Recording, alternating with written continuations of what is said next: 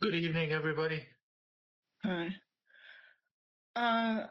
Okay, it is 6:15 p.m. We do have a long agenda today, so I'd like to call the meeting to order at 6:15. I will be recording this meeting. Recording in progress. Thank you. Pat, would you like to take a roll call? Sure. Janice Kraft. Here. Kathleen Edwards. Kathleen here. Joel Lowell. Here. Sam Dooley's. Here. Kevin Hertzberg. Absent. Nicholas Haddad.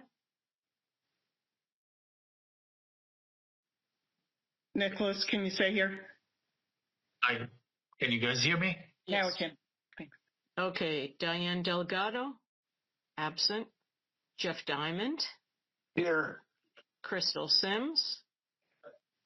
Absent. And Richard Young. Here. So we have a quorum of 7, which we have met with 7 board members. Thank you.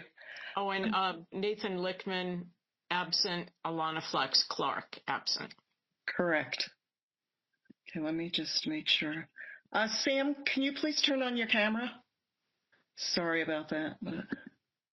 Sure, sorry. It was having an issue. Yeah. I'll turn it on in just one moment. Okay, thank you. So let me just go through because we had a few things in Q&A. Okay, let's stand up for the Pledge of Allegiance. The flag is right here on my left side. And I'll start us off.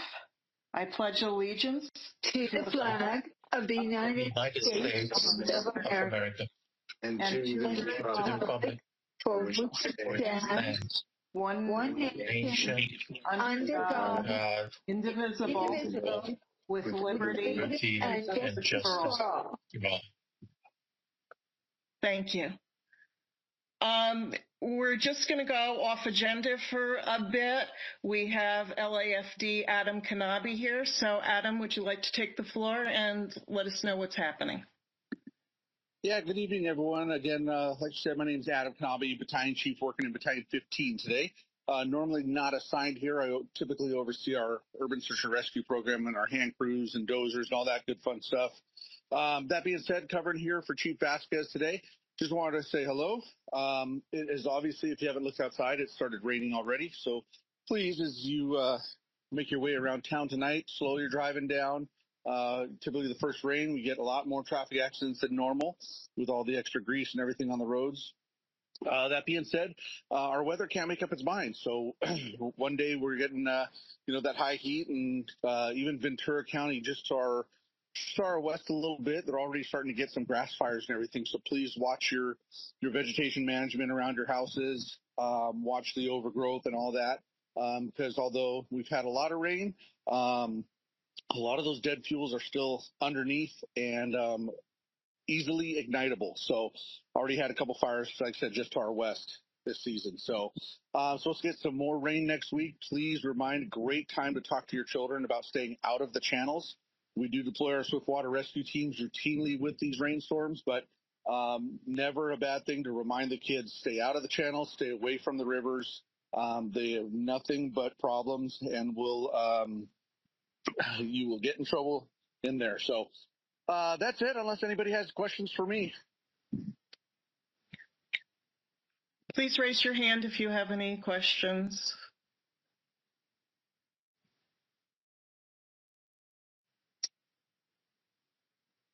Okay, well, I think we're okay. Oh, wait, we do have one attendee, a panelist.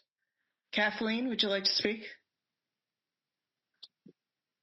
I think I was second, but do you want me to go ahead? I only see your hand up for now. Oh, okay. Yeah, I just wanted to ask you, I know you get frequent fires in the Burbank, Sepulveda Basin area. Do you know if you have many of those kind of grass fires in the gullies near us within our boundaries? I know we have one that runs along Tampa and one that runs along Wilbur. Do you have any knowledge if we've had any fires in those areas? Yeah, I'm very familiar with them. I believe you're talking about Limekiln Canyon. And thankfully, we have not had really any, knock on wood, any fires in those areas recently that I'm aware of. Usually the fire's gotta get to a certain point for me to get notified to bring my crews and dozers out. But we're very familiar with Sepulveda Basin. It's gotten a lot better with a lot of the vegetation management we've done there. But again, thankfully, in your area, have not seen a whole lot of problems recently.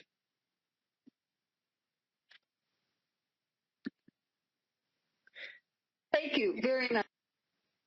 Mickey, you have your hand up? Yes, thank you. I was wondering if you're familiar with Zone 0, and does that apply to the very high fire? I'm sorry, I can't really the very higher safety hazard zone, is it? Yeah, very high fire severity zone. Severity zone. Are the penalties or the fines for those residences who do not comply with the Zone 0, is it almost similar to the brush clearance fines? Having not working directly for our fire prevention bureau, I believe they are, but a lot of the notices that went out should have a contact number. If you want to get information source and contact our fire prevention bureau, they would be able to let you know about all of that. Okay, thank you. Any other questions?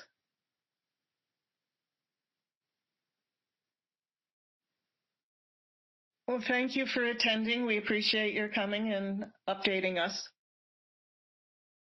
My pleasure. Thank you very much. Everyone have a great evening. You too. Take care. Stay safe. Hold on one second. Just so you know, before we get started, I just want to say something because this has come up in the Q&A. I don't know if all of you are aware, but all board members are supposed to have their cameras on at the board meeting. I know Kathleen has has some special dispensation from this, so she doesn't turn on her camera. For some reason, something's really weird. Kathleen, you're coming up as Crystal. What is that to the picture? I think that is actually Crystal. I think it could be that Crystal's still logged in on the committee's account, which does have a picture of Kathleen attached to it. Oh, my God. Oh, gosh. But I think it is Crystal. So how do you think we need to get her? Is there anything right now that Crystal can I see do? Kathleen's name under her picture. Yeah, but if you look that's at exactly what's happening, and I'm not sure how to change it. I'm trying to log on onto my computer to try to get rid of this picture because it's definitely not me. Crystal, where are you? I'm going But it's such a wonderful picture. Kathleen, we have two of you. Yeah. Okay. I'll let you figure that out. In the meantime, Nick, you have your hand up? Yeah, just to go back to the picture. What is the correct policy? Because I've heard before that whenever a board member needs to vote, then their video needs to be on, but it doesn't need to be on for the duration of the meeting. Can somebody clarify the rules? Vincent, can I throw this one at you? Sure. Yes. Yeah, so the camera has to be on in you at all times. So it should be on, and that's what the bill states that went into effect on January the 1st. Unless you have a reason why the camera, can't be on, and you let the board know, but it should be on. Jeff, your hand is up? Yeah, just separate subject, but now that I look at all the people that are joined, do we go back and modify, Pat, the people that are here? I see Kevin's joined us, and Crystal's joined us, so I don't know if you go back and modify the attendee list. I add them in at the time that they enter. Thank you. Mm-hmm.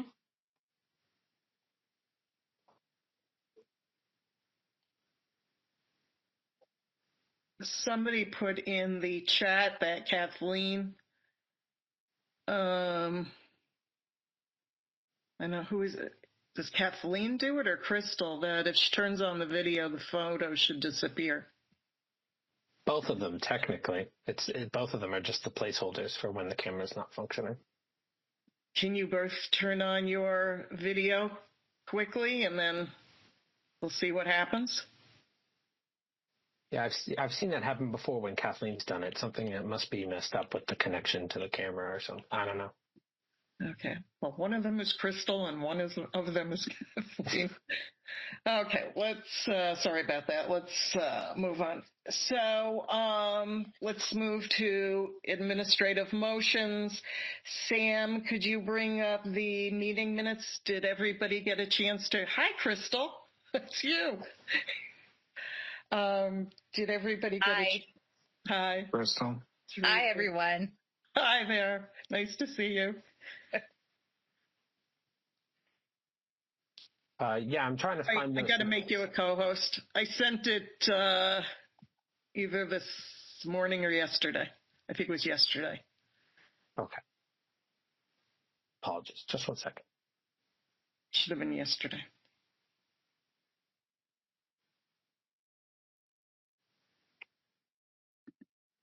Yeah.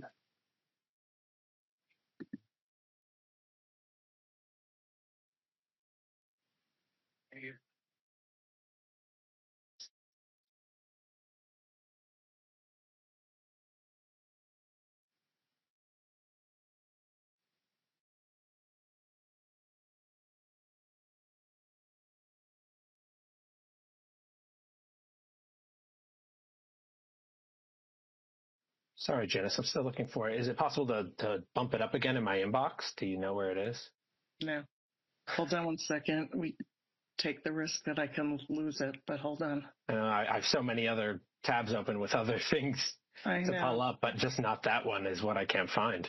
Okay, let me just, hold on. Just give me a second here.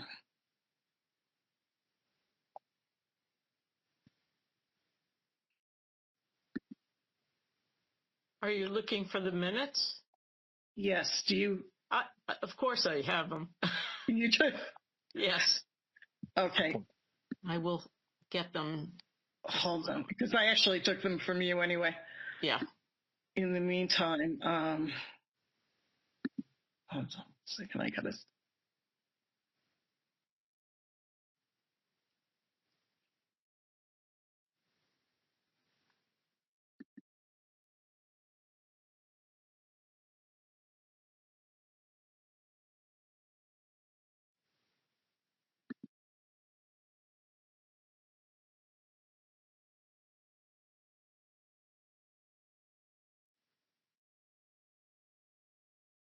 Oh, I believe I just found them. I can pull them up.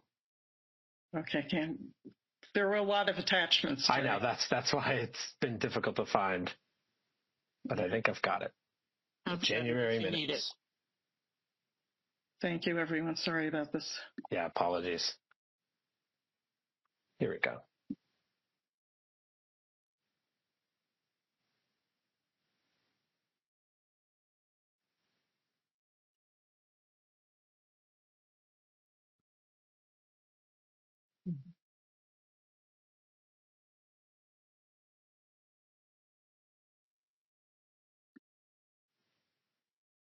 Okay. Did anybody have any comments on the attached? Anything that needs to be updated or changed before we vote on this?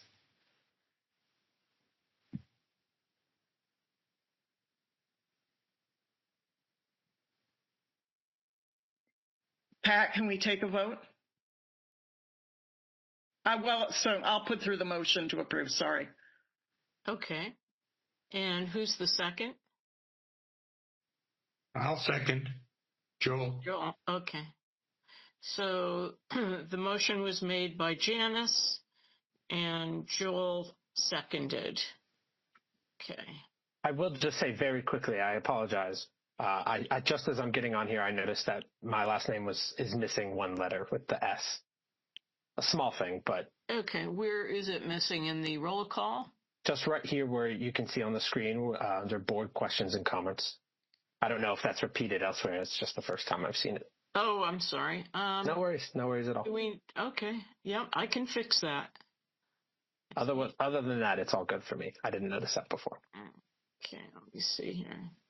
So can we put through a motion to approve with changing Sam's last name to Dulys? Yeah, it's just a motion to approve as revised.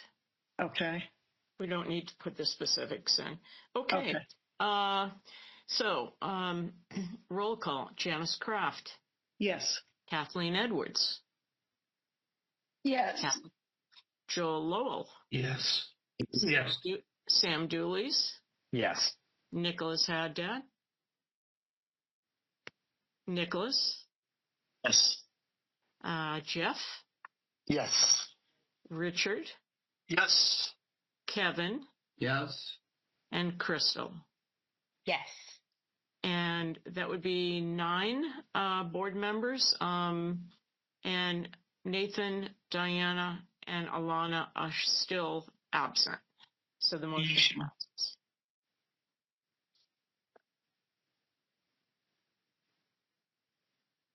Okay. So can we move on to the January MER report? Sam, do you have that? Yes, I'll pull that up now. Thank you.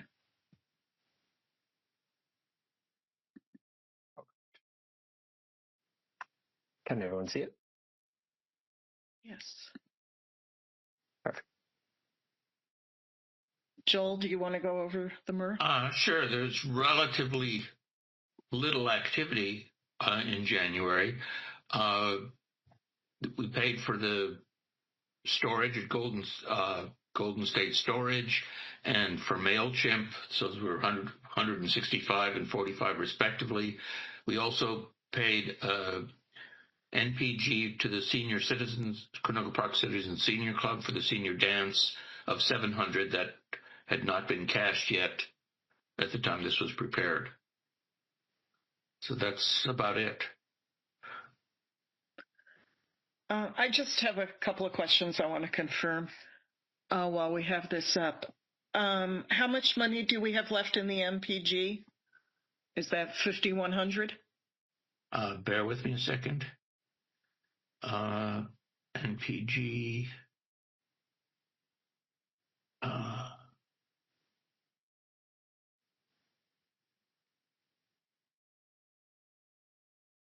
Or is it 5,800? 5,100. 5,100. Once you include the 700 that hasn't been cashed yet. Okay.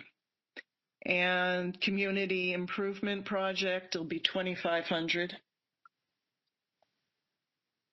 Yes. Okay. And Outreach is 3,004. outreach 3,004. Okay. And a little over 3,000, 3,500 in office expense. Okay. Total of about 14,000. Thank you. Okay. Anybody have any questions? Comments? Any questions or comments from the attendees, general public? So I'd like to make a motion to approve the January MER.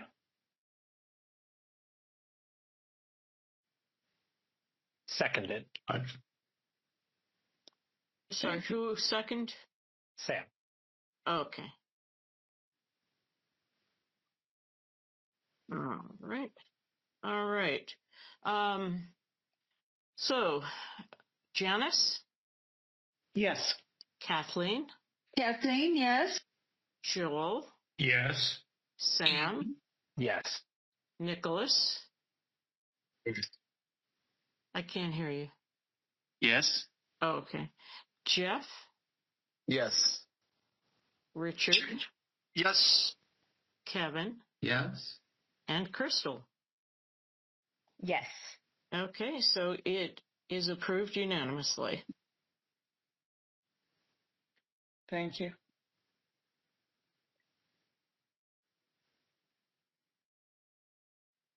Next, we're going to move on to general public comment on any non-agenda items. So this is an opportunity for the general public to speak. You can raise your hand, and you'll have 2 to 3 minutes to speak. So if you'd like to raise your hand, I'll allow you to talk.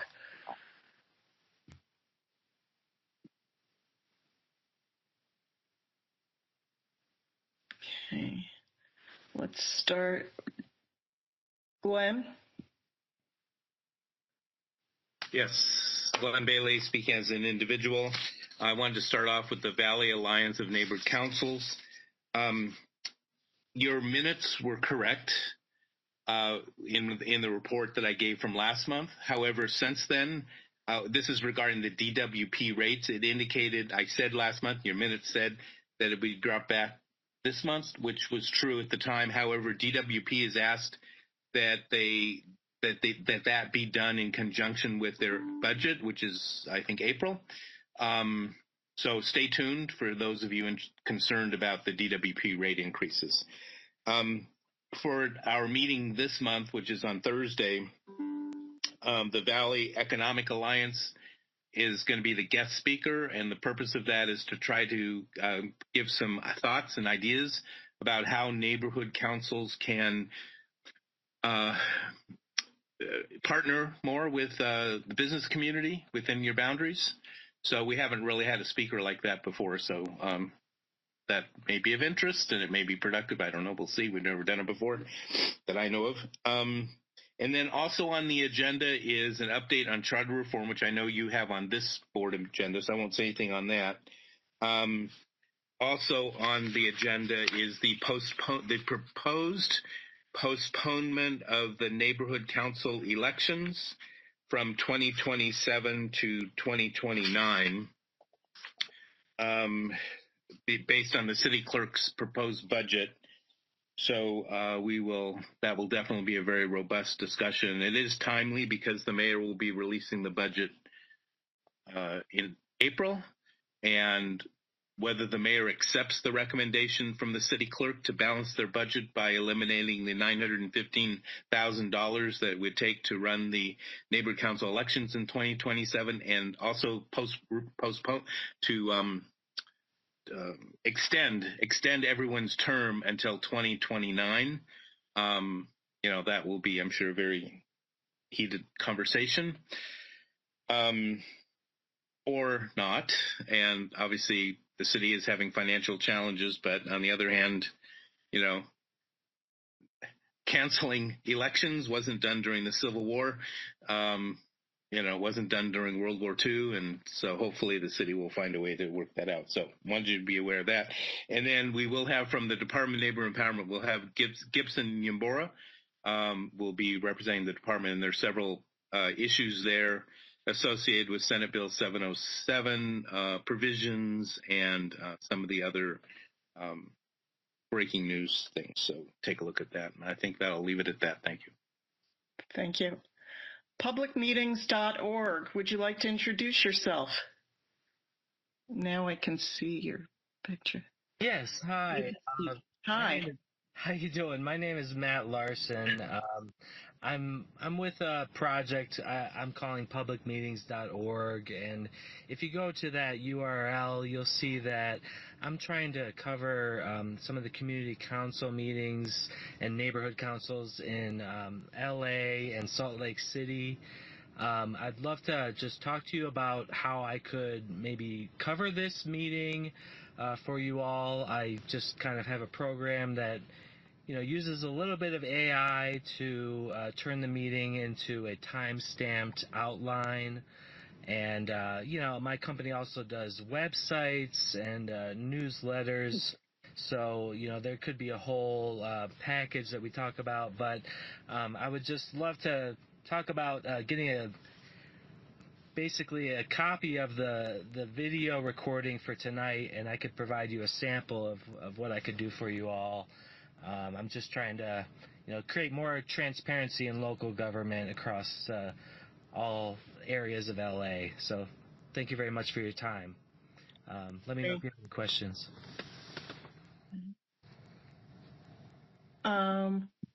Let's move on to Sam. You had your hand up? I do, but I had some other comments. I'm not sure if Kathleen wanted to ask Matt some questions, if that was why she raised her hand. She can go forward if that's the case. Yeah, this is just a clarification, Matt. Is there a charge for your service? Let's get that out of the way. Let's see. Can you hear me now? Yes. Okay. Oh, I wasn't sure if I was still on. Yes, you're still. Yeah. So no, the summaries I'll do no cost at all. I'm just trying to get as much coverage as I can on publicmeetings.org. So we could talk about just doing that. I would just need a copy of the video recording.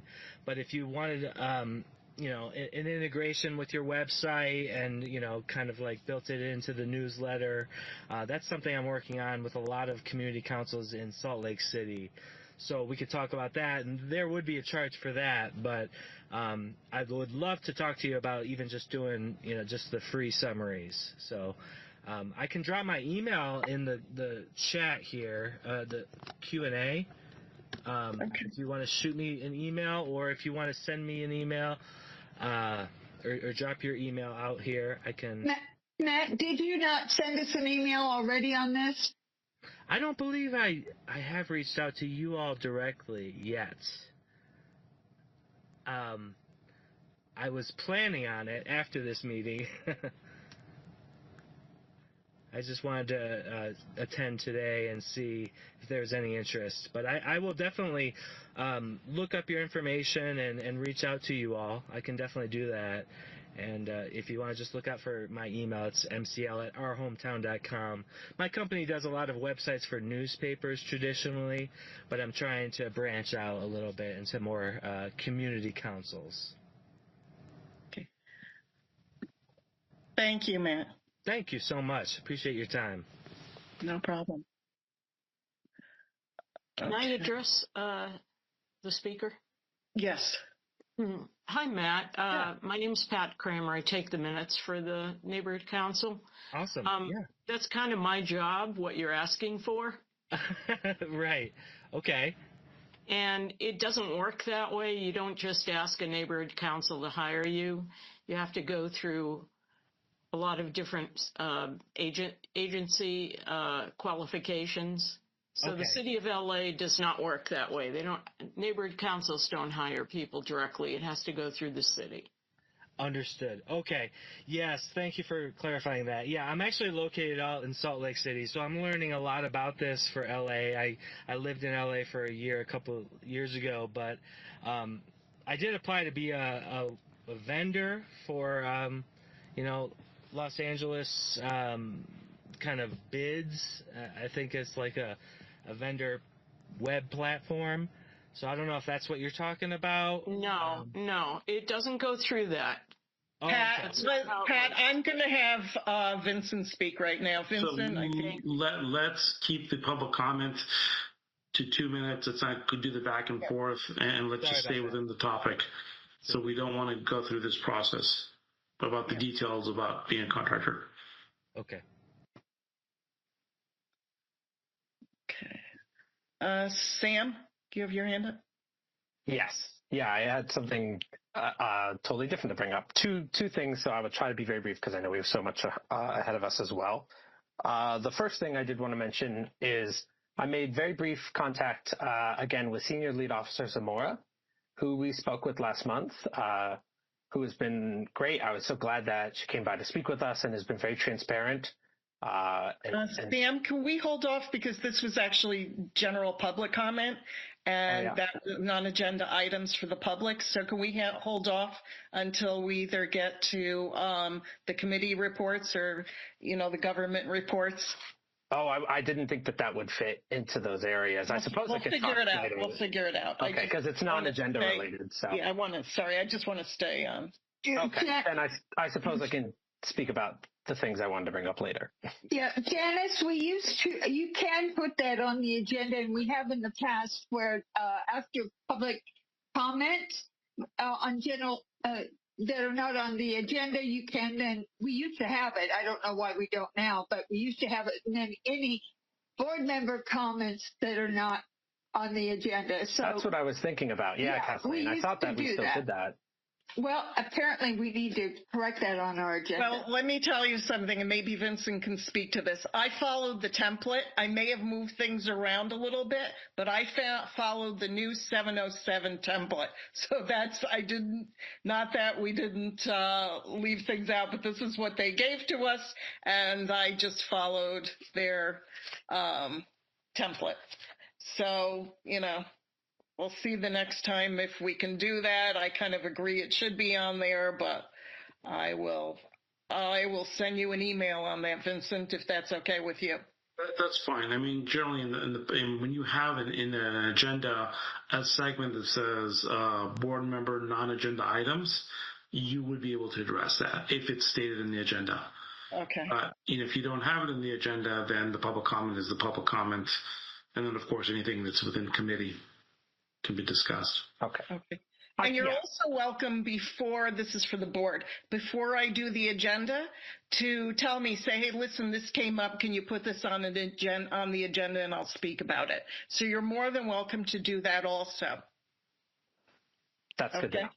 Thank you. And I can squeeze my stuff in later for sure. No problem. Okay, we'll get to you. I just want to keep this moving along for a bit. No problem. Okay, President's report. I want to thank those that participated in the homeless count. It was Nick, Sam, Joel, Nathan, and myself, and we thought it was very interesting, and some of us went out and did the rounds, and we also did some volunteer work, so thank you to everybody that participated. The next thing I was going to speak about were some sober living issues, but I'm actually going to, and Kathleen was going to speak, but we had a conversation, and we're going to take this up in a public safety committee meeting, so we'll talk about that a little bit later when we get to the committee reports. Any public comment? Any comment from the board? Okay, then let me move on to government reports. I will start with, do we have anybody here from the LAPD? Mickey, do you want to fill in? Hi, good evening. Mickey Loy, volunteer with Devonshire Division Senior Lead Office. I don't have any numbers with me today, but one of the things we're asked to share with the public is about the recent uptick in bank jugging. Perhaps I hope most of you have heard about this, but this is when an individual goes to the bank and makes a large withdrawal and exits the bank with a bank bag or, just in an envelope, whatever. And individuals will then carry on throughout the day, and when they may stop on their way back to where they're going for shopping or for coffee or whatever it is, but what they'll do is instead of keeping the cash with them, they'll leave it in the car, and when they come back, the cash is gone because the car's been broken into. There are individuals who are watching you, so please be aware. Just with any other, with anything else, when they ask you to be aware of your surroundings, this falls under that as well. So the patrol officers are trying to patrol the parking lot of the banks just to deter those individuals from kind of staking the area, but please do be aware. If anybody tries to stop you for whatever reason after you leave the bank, for example, saying that, you may have a flat tire, well, that individual may have been the one that caused it, so please be very careful. Officer Zamora's next meeting is going to be on the 4th Thursday of the month. She usually has hers on the 4th Wednesday of the month, but for February, it will be on the 4th Wednesday of the month, Thursday of the month. and that will be on February 26, 6 p.m. in person at the Northridge United Methodist Church. I do not have dates from officers 6 and 17A81 or 17A or for the the northwest area of Officer U, but usually the flyer, I will send it over to you so you can post it on the website.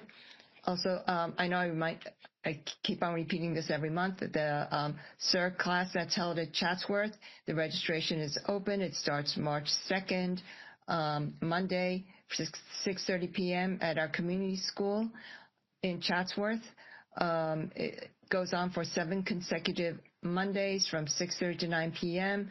So if you have not attended taken a CERC class, or if you have in the past but would like to refresh your memory, it's open to everybody. It's a free training, and so we encourage you to sign up. Thank you. Any questions for Mickey? Jeff, you have your hand up? Yes, Mickey, Officer Zamora added to some to the agenda that she will have on the 26th, and I think she's bringing in a gang specialist that's involved with graffiti, and that sounds like an interesting topic. Is that correct? I have not talked to her today. I didn't get to go to coffee with a cop, so I haven't spoken to her. But okay. If it is, it will be great. And of course, I'm sure that will be on the flyer. Okay. Thank you. Thank you for the heads up. You bet. Anyone else, including the public, have any questions for Mickey?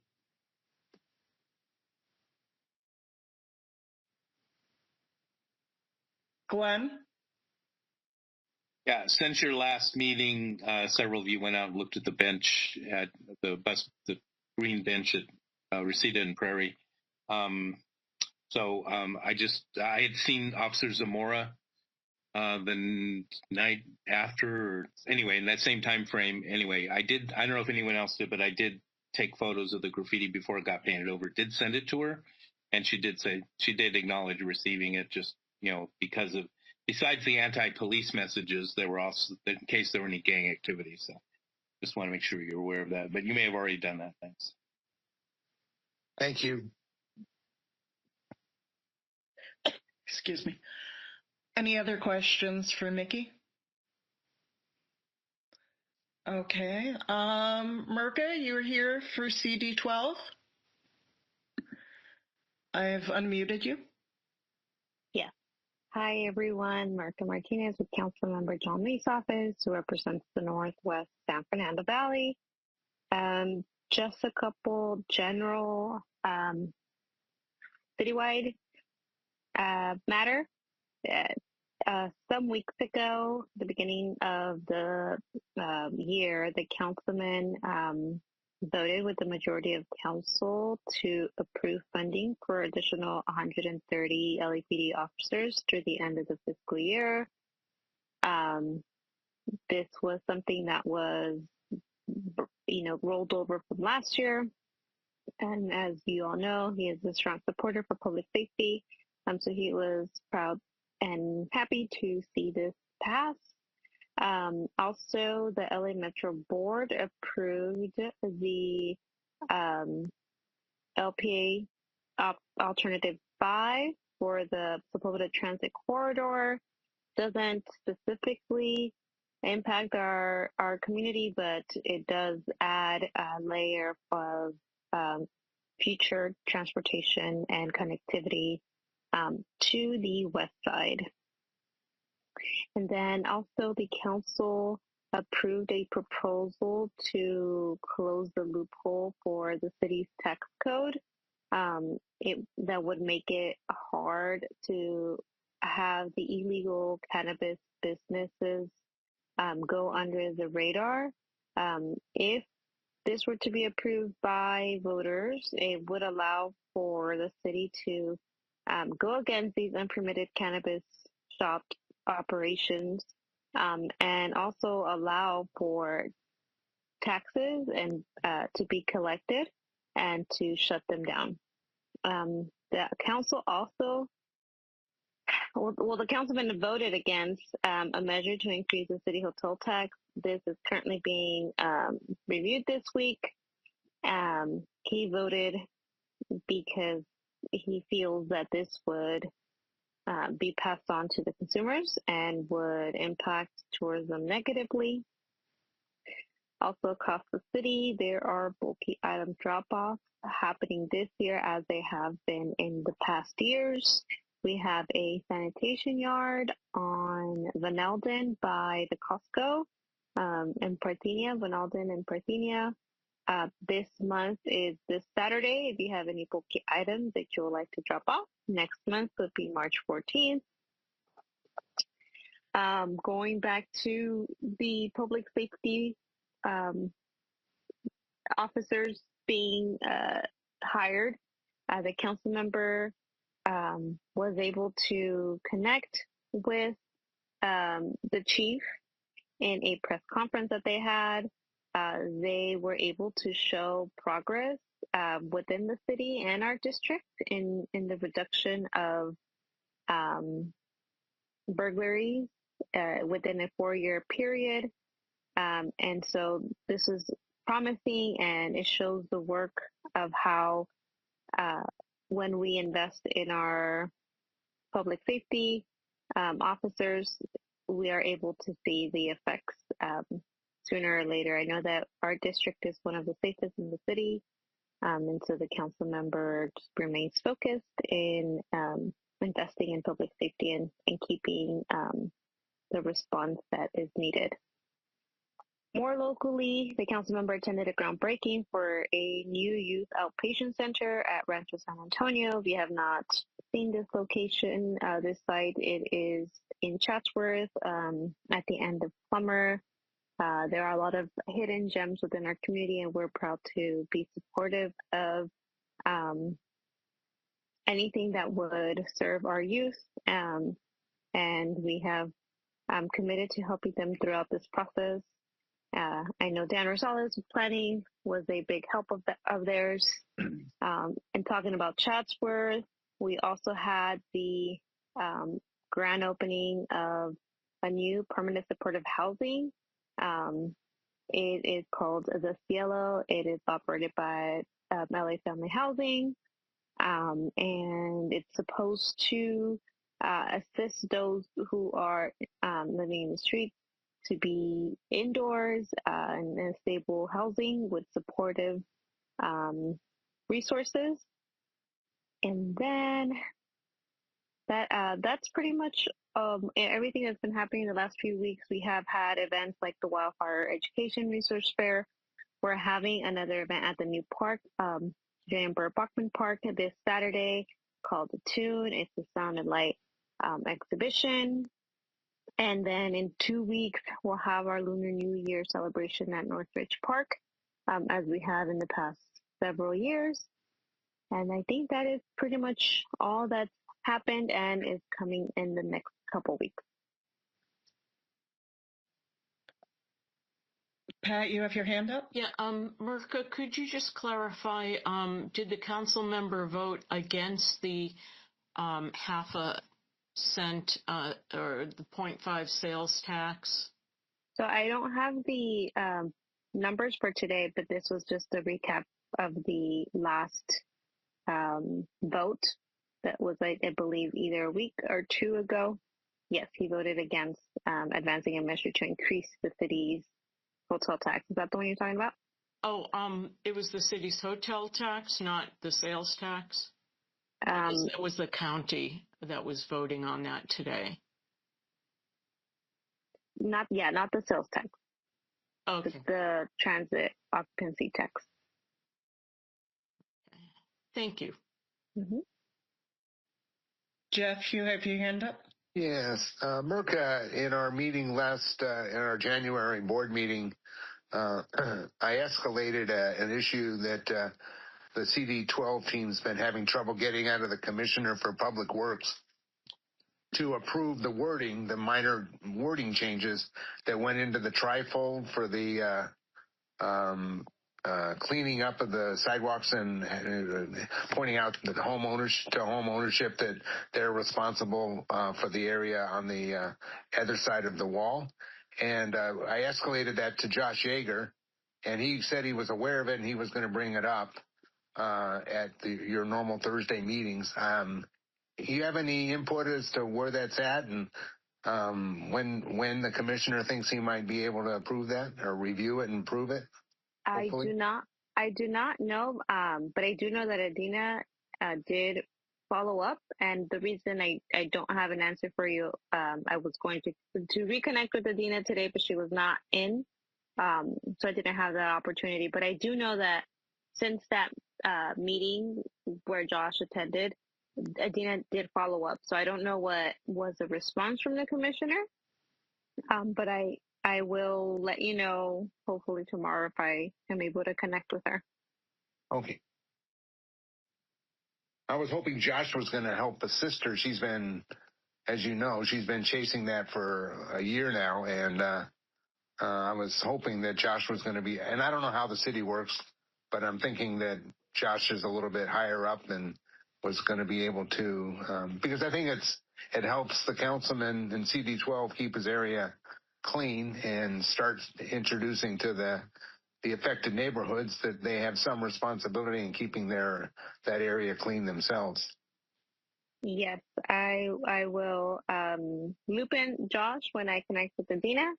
But we are aware that it's been a minute since we've gotten an update from the commissioner, so we will be working with more urgency for that to be produced. Thank you. Any other questions for Mirka from the board or from the public comment?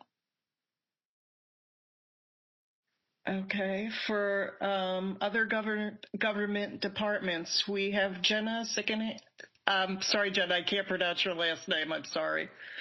I will let you speak. Jenna, hold on. You are here as for Assembly Member Schiavo? Yes. Okay. Thank you for joining us. Yes, of course. I want to start by saying hi. And then also, I think our former caseworker, David, attended these meetings last year. And toward the end of last year, we had our district director leave, and then David, our caseworker, left, which left two of us at the office. So we were kind of all over the place and nowhere all at once because there were only two of us. So I just wanted to come into the beginning of this year, which is coincidentally my last week. Friday's my last day at the office. So there's lots of turnover happening. So I just wanted to make sure that you guys got to hear us and get a bit of a 2026 kind of beginning of the year review. So all that being said, here's what's going on with Assembly District 40. Events-wise, we have our annual tacos and taxes on March 28th. There'll be emails and invitations going out to all the constituents for that. It's a really great event where you can go get your taxes done and help with your taxes for free, and you can get some tacos. We have a webinar on cybersecurity in April, especially with all the kind of AI, internet mess happening in the world. It's good to know, what's coming down the pipeline and how best to protect yourself, your online accounts, etc. So we're going to host one of those in April. Again, emails, mail will go out to all constituents with invitations on how to RSVP and log on to that webinar. And then we also do an annual hike in Chatsworth with Sky Valley volunteers. So I'm thinking that will also be in April. It's usually at the beginning of April. They haven't made any plans for it yet, but once they start promoting it, it'll go out to all constituents as well. So those are the sort of Q1, early Q2 events.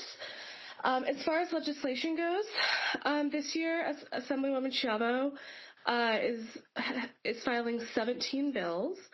2 of them are bills that are being carried over from last year into this year's 2-year session bills. So I have those 2 to chat about, and then I have 3 bills to highlight. We're still in the bill filing period, so some of the bills don't have, the new bills don't have bill numbers yet, but as they get filed, the person who replaces me, they start on the 17th. They'll be able to update you guys as the year goes on. So that being said, SB 694, which is the bill that protects veterans from claim sharks going after, their VA benefits. So that passed and was just signed by the governor today. So we're very excited about that. It's like a veteran consumer protection bill, and it makes sure that veterans get to keep all the benefits that they're owed. The second 2-year bill is AB 1020. This is a utility-focused bill. So when large utility companies like SoCal Edison get public funding from the state, this bill would require that public funding or the savings from that public funding to go toward the ratepayer. So that way the tax dollars from the state are still going toward making sure the ratepayer is getting the services they need. It's, it's helping them save money rather than raise the rates. So this is a requirement on the utility company to put the ratepayer first when they get these public dollars. Bills that are new, there are actually a couple bank fraud focused bills, so going after predatory lending for small businesses and stuff like that. Again, these are bills that are filing, so these are more like conceptual. If you have questions, I'll make sure to email Sam with who my replacement is going to be, our new district director as well, so that you guys have a connection, a continued connection to the office. We also have a local government focused bill that is focused on integrating childcare into city planning and transportation, which is a really interesting topic, and I'm really interested to see how that bill takes form. And then there's we're calling it the Riverside County DA bill, but what this does is it protects victims of crime, particularly children. So if someone has been charged with harming children in multiple counties, this bill would allow those charges to be consolidated and tried and charged in one county, so that criminals aren't getting away with committing crimes county to county, and that it can all be sort of like consolidated and focused and charged under one county DA. So really looking at consumer protection, victim protection, making sure that, public dollars are going back into taxpayers and pockets. And yeah, that's the update.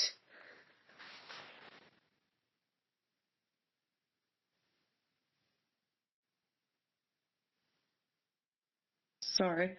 Thank you, Jenna. We appreciate it. Does anybody have any questions or comments for Jenna? Kathleen. Hi, Jenna. Could you please give, I wasn't writing fast enough and I missed a little bit of what you said about the one with Riverside and what the county is doing or what is proposed. I'm not quite sure what this proposal is about. Sure. I think it was initially proposed by the Riverside County DA, so that's kind of just what the bill was labeled in my document. So, but what this does is it takes, so if someone is committing crimes that harm children, and I'm using professional language here, so crimes that harm children, if they're committing these crimes like kind of county in different counties, typically there's a big mess where, you can be charged in one county but not another. And, this bill would standardize that and make it easier for district attorneys to consolidate those charges and charge and try under one county, and kind of catch criminals quicker, better, faster, kind of more efficiently. And then it's focused on making sure that victims are put first rather than putting them through kind of the complication of bureaucracy. Okay, I think I've got it. Thank you. Of course.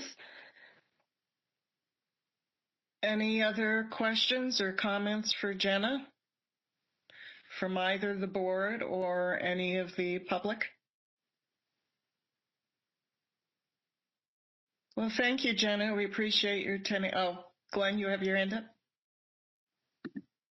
I just wanted to thank Jenna for making. Hold on. Glenn? Yeah, I'm back. Okay. Sorry. Just wanted to thank Jenna for making sure that the neighborhood councils in the district that there's an interaction, despite your staffing changes, et cetera. I appreciate. Personally, I just observed that with a number of neighborhood councils, and I appreciate the effort because that's not always been the case. So thank you. Thank you. And honestly, apologies for the gaps in representation. So much space to cover. So, like I said, we're everywhere and nowhere all at once, but I'm really glad I was able to connect with you guys. And Glenn, it's always a joy to see you at all the meetings. So thank you so much. Thank you, Jenna, and good luck on your next position. Thank you so much. Yes. Thank you, Jenna. Okay. Vincent from Department of Neighborhood Empowerment. Yes, good evening, fine folks of the Northridge West Neighborhood Council Board. Let me present today's Empower LA announcements. So just go over a couple of key areas. We are doing another session coming up on the 12th, which is going to be a Thursday, and that will start at 12 p.m. It's virtual, and the area that we're covering is writing community impact statements to advocate for charter reform.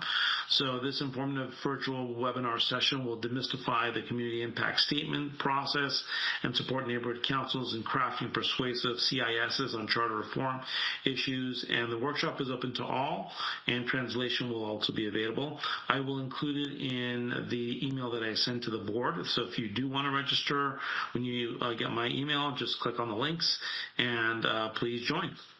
The other one is the 2026 Congress of Neighborhoods Planning. As you all are aware, the Congress of Neighborhoods is probably the largest attended event that we put on with the neighborhood councils. That's actually their brainchild. We are just there to support it. But the Congress of Neighborhoods, again, is put on by the neighborhood councils, and the planning committee wants to hear from you as to what you want to see for this year's breakout sessions. And then, of course, do you want elected officials invited? What kind of workshops do you want to see? And it's a great way to get networking experience. So again, everything is on the table. I will send in the email a link if you are interested. They have the 2026 Congress of Neighborhoods Planning Survey. The other key thing that I want to cover this evening is Mayor Karen Bass delivered the State of the City address recently. And for those of you that did not get a chance to tune in to her address, one of the key things that she was focusing on, of course, was making homeownership more affordable in Los Angeles.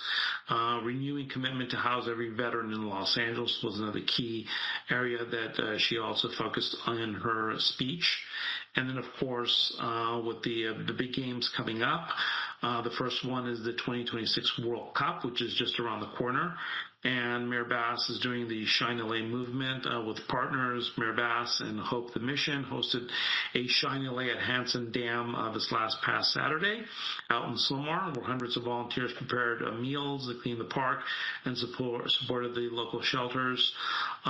She also talked a little bit about the World Cup events where they're going to have viewing parties that will be available, and I think they'll have a list of that coming up soon as we get close to the summer and the games begin.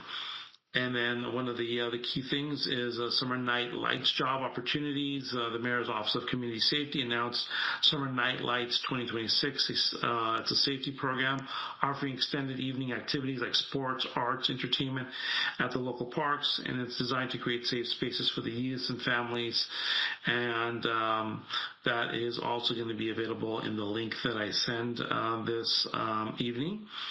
And then, I guess, one of the last key areas, of course, is Mayor Karen Bass's homeless progress.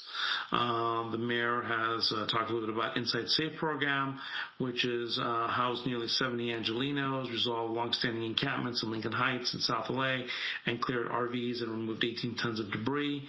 Working with communities and city council offices, Inside Safe continues to provide public safety while advancing the city's historic 2-year decrease in homelessness. So other than that, if you have any questions for me. Does anybody have a question for Kathleen? You have your hand up. Thank you. Thank you, Vincent. I don't know if I've asked you before and if you even have an answer, but on the Inside Safe program, did you say that 70 individuals were sheltered? The note that there was nearly 70 Angelinos. Okay, and of the 70, how many of them retained their shelter, or how many left, in other words, or decided not to stay? Yeah, very good question. I wouldn't be able to answer that because, we're not directly with the mayor's office. These are just highlights that I received. So, if you want to send me an email, I can follow up with the mayor's rep with that question. Yeah, it would be helpful to have that transparency. In other words, to gauge our decisions based on if this is an effective program or not. Thank you. If you could please, definitely follow up with an email, and I will follow up. Sam, you have your hand raised? Oh, yeah. I actually had the exact same question. So, loop me in on that email as well, Kathleen. Okay. Very Jeff, good. Thank you. Jeff, you have your hand raised? Jeff? Yes, I have to figure out how to do. Real quick question on the actually 2 questions. One is in our last meeting last time we had the interest about bringing the and I don't know if this is who this question goes to. Vincent, I don't know if you can answer it, but have we made any progress in bringing the city council to the local Northridge Police Department, or is that still under discussion, or where did that go? And the urgency that we seem to have last in January, is that still an urgent issue, and are we proceeding urgently? Just a little clarification.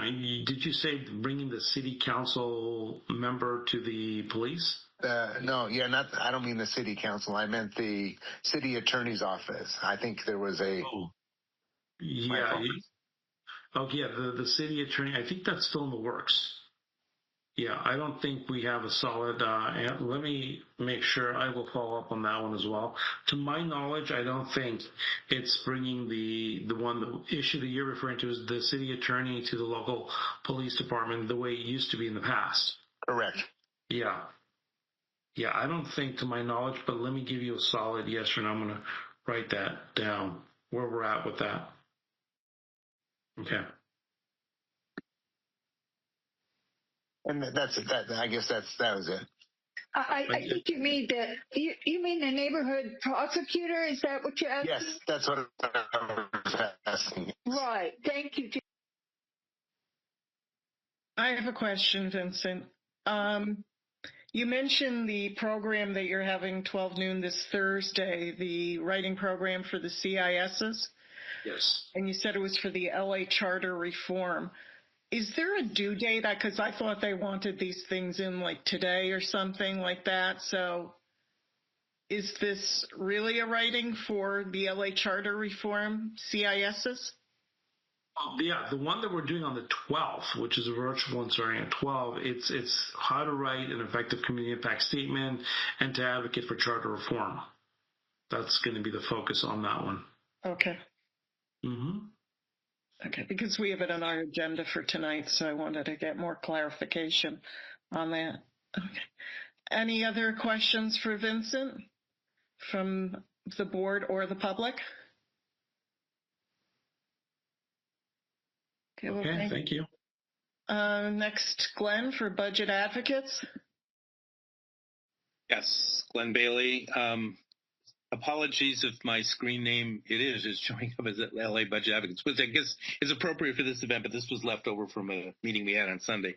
So sorry about that.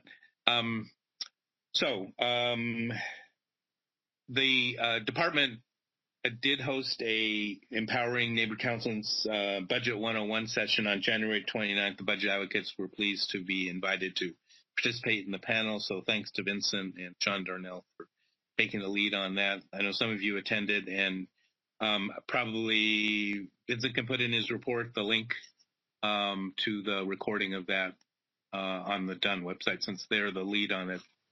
Neighbor councils were not. I mean, the budget advocates were not. Normally, if we're doing something, we put it on our website. Although I'm not saying we won't, but the department was the lead. And then as far as our meetings with the city departments that we do every year, I think we've hit them all, except for there might be one or two stragglers that the meeting just actually hasn't happened yet. But, you know, there's over 40 different city departments. And the fact that we were able to conduct meetings with almost all of them is pretty impressive. In terms of the status of written reports, I think about half of them are written. So they're dribbling in, they have to be edited, and then they get all pulled together in our annual white paper. We're still trying to get it done by the end of February. So hopefully we'll make that goal and we'll distribute that. We send them to the mayor, the city council, and the other budget players and city departments, but we also do post on our website and send it out to the neighbor council budget advocates. So once it's available, you will receive a copy of it. And if you want to read the whole thing, great. And if you want to just pick out certain departments you're interested, that's great too. Related to the city departments, though, as part of our work, we do review the requests from each of the departments, and usually it's at least 100 pages, sometimes 200. It varies by department, the length of their budget request to the mayor's office. And as part of this work, we recently discovered a couple weeks ago that actually, I guess it was only 10 days ago, because we didn't know at the time of the Budget 101 session that we did on January 29th. So I think we found out the previous day. The city clerk, in their budget request to the mayor, the city clerk does lots of different things, but they also do the neighbor council funding program, and they also run the elections for both the elected officials, mayor, city council, et cetera, but they also do it for neighbor councils. As part of their budget request, and the mayor's request that every department requests reduce their annual budget, they propose to balance their budget for that reduction by eliminating the $915,000 that they were budgeting for in-person and vote-by-mail elections in 2027. And keep in mind, this is for a budget request for next fiscal year, 26-27, which includes the 2027 elections, which would be held in the spring of 2027.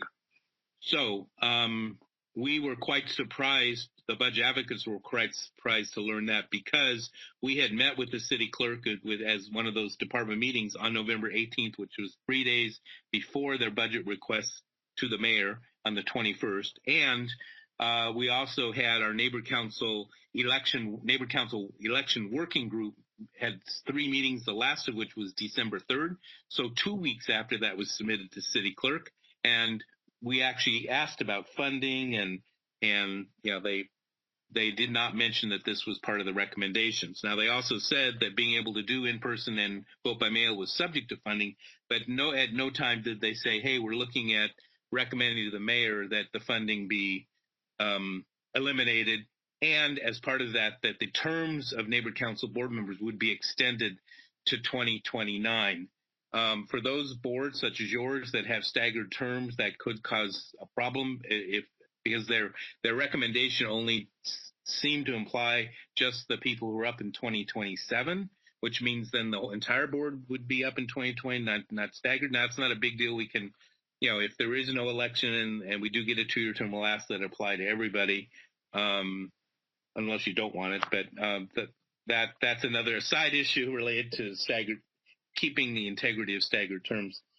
So what can you do about that issue? Because this has been a big issue for neighborhood councils. Number one, you can agendize this at your next meeting agenda. You can, in the meantime, as individuals, contact your mayor's area rep. You can also contact the mayor's office. You can certainly contact your council member. But right now, this is a recommendation from city clerk, and it is in the hands of the mayor. So it is the mayor who will be releasing the budget on April 20th. So if you want to try to influence that, now's the time to do that in whatever means you in addition to what I mentioned, anything else you can think of, be my guest if you care about that issue. Also related to that, the question is frequently asked of the budget advocates and frankly the department, how much money are we going to get next year? So the budget allocations for neighborhood councils are in the budget, not of the Department of Neighborhood Empowerment, but it's in the budget of city clerk. And the city clerk has requested funds for next year at the same amount of $25,000. So it is possible that might get increased by the mayor in terms of the budget submittal or proposed budget. It's even possible the city council might increase it. But if it gets to the city council and they're looking to increase something, they have to find the money to pay for it. And that's much more difficult than when you're looking at the overall budget for all $14 billion and all city departments, et cetera. So I also want to put that out there for your information as well. So once the mayor does release the budget on April 20th, the neighborhood councils for the past 5+ years or so has held a town hall open to all neighborhood council board members and the public, and we call it Thoughts on the City Budget. And we typically do this about a week after the budget's released, and it is where one of our budget advocates who watches the city budget very closely, and sometimes a guest, we've had the mayor's office in the past, we've had the CAO's office in the past, sort of as a tag team, to just give the 30,000-foot view of how things look and what the direction, et cetera. So we don't have a date on that. It's going to be either the last weekend of April or possibly the Wednesday, Thursday following during that week, because that's 5th Wednesday, 5th Thursday. So I just want to mention that to you. Stay tuned, and if you get the information in time to put on your upcoming agenda prior to then, but I wanted to give you a heads up on that. And then finally, just a reminder that the annual budget day is going to be on June 27th. That's at City Hall in person. It's partnership with the Department of Neighborhood Empowerment, which we appreciate very much because we use city facilities and need to make all those arrangements. So, and then in order to pay for that right now, because there's been the department has not been approved. It has requested funding to help support Budget Day, but it's been denied in recent years. And so it's 100% paid for by neighborhood councils. So we are asking this year, in the past we just said contribute what you can. Some neighborhood councils contributed $100. Some contributed as much as $3,000. So this year we're asking if every neighborhood council could please consider contributing $500. And that would, hopefully we can get more neighborhood councils. We may not get more money, although we hope we do, but we'd really like to expand the base of neighborhood councils showing their support for the neighborhood council budget day.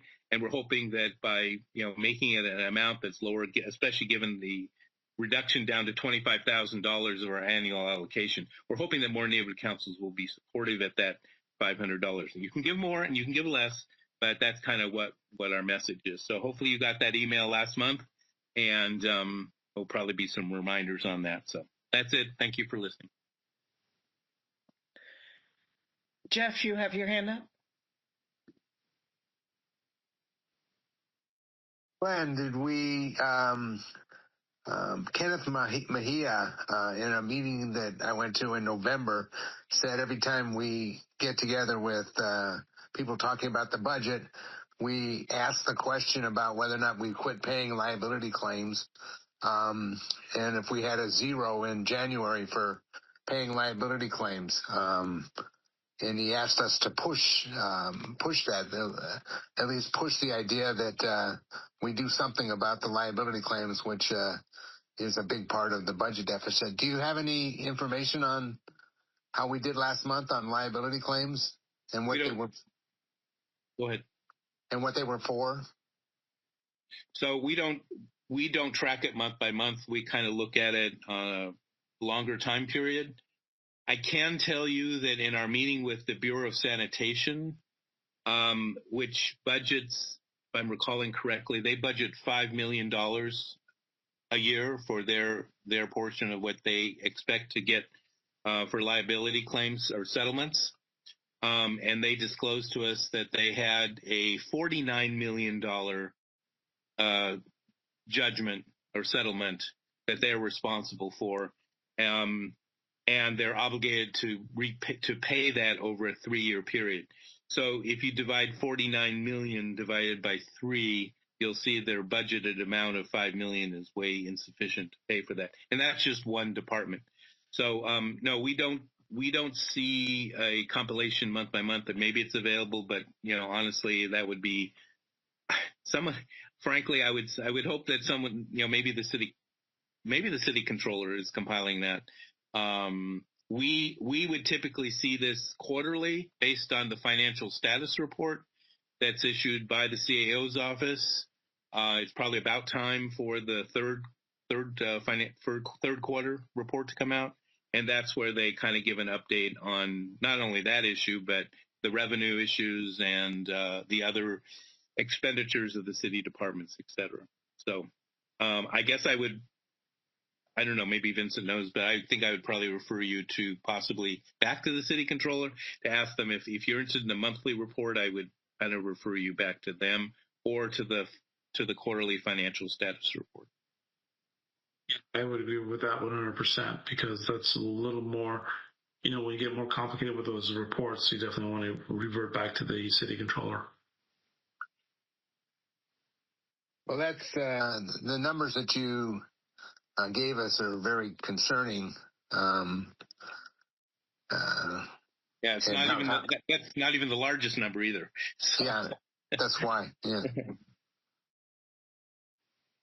So I don't know. Do we understand? It's a topic all by itself, I'm sure. So that's really so we can do all the little stuff, but those are big numbers. Right, and some things can be, the city can work to try to reduce its risk, like fixing their sidewalks, and maybe the police try not to do high-speed chases, in crowded streets. I mean, some of the things that have caused some of the liabilities, but other things just, it's life. It just happens. So, but there are definitely things the city, if it had the money in an ideal world, could try to fix some of those things. So, and broken sidewalks is a big one. Do we have any broken sidewalk liabilities in January? Again, we don't track it month by month. I don't know. And besides that, it takes a while for claims. Before you sue the city, you have to file a claim, and then it has to go through the process. So that's why, people are looking at things either on an annual basis or, the other one who tracks that's the city attorney. Because they're the ones who have to sign off on the settlements, subject to approval of city council. So, yeah. Okay. All right. Thank you. Move on. Sam, you have your hand up? Yes. I have a quick question, but I do want to really quickly also address what was just being said, because the controller does actually have, if you look up the LA liability claims dashboard, he has a really great website where it breaks it all down by fiscal year and by department. It doesn't get as granular as monthly, but you can get a very, very good picture of how much money and where the money is being spent on liability claims. And unsurprisingly, the last fiscal year, it was the record amount of more than $281 billion. But other than that, the other quick question I did want to ask, maybe this is for Glenn or for Vincent or both, is this something we could write a CIS about, or does that have to be going through the council file system? You can always write a community impact statement. The issue is, where do you file it? I'm not sure which subject matter were you looking at, the liability issue? No, more so the postponement of the elections. Okay. Yes, you definitely can file a community impact statement on that. Okay. The council file for the budget is going to be 26-0600. It hasn't been opened yet, but it will be. So you can definitely, have it in order, have everything ready to go. But you can still, once you do your community impact statement, even though there's not an option to file to the mayor or to the city clerk, you can file to the city council in general in the meantime, although I don't know that anyone's going to read that. You can also file to the Board of Neighborhood Commissioners, which I'm sure they'll weigh in on. They have in the past sometimes weighed in on this. So that's one of the drop-down menus. And then once you've done your CIS, you certainly can just send it directly to the mayor and to your city council person, even though it's not uploaded on the portal to them, because that's not one of the drop-down options. Got it. Thank you. Yeah, I know it's not, it's all about if anyone even reads it, but it's one possible avenue, I suppose, for us to, push against that, because that does seem, in my opinion, pretty wild of them. Yeah, and I think it's more likely if someone would see, if there was a council file, yes, for sure. But I do think, communicating directly to the mayor's, the West Valley area rep for CD12, for the West Valley, the mayor, if you can get to the mayor's budget team, just to get it to their attention, and hopefully other neighborhood councils doing that the same. But I'll see if Vincent has any other suggestions. No, nothing really more to add up to that. Great. Thank you, Glenn. Pat, you have your hand up? Glenn, did you say budget day is June 27th? Saturday, June 27th, correct. Okay, and let's see, what was the other one? I guess that's it. Thank you very much. Thank you. Thank you, everyone. Any other questions for Glenn from the board or from the public? By the way, the neighborhood prosecutor motion is, as far as I know, it has not been scheduled for committee hearing, but it is a council file that many neighborhood councils like yours has filed a CIS on. Thank you. Okay, let's move on. This was another change to the template, so everything like an NPG or anything that had to do funding is now has to do with funding is now under funding motions. I will pitch in here because Nathan is out today. So on Friday, the Outreach Committee had a meeting because we had an MPG request. Last month, we approved the senior dance, so that's always the night before the 2-day Salute to Rec and Parks. And there was an MPG request for $2,500. And Sam, can you pull that up? So I was just thinking, I'm grabbing it right now. Thank you.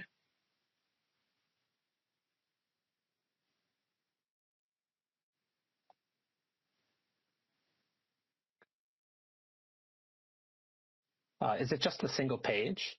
Oh, no, sorry. It was just taking a second to load. All right. Here we go.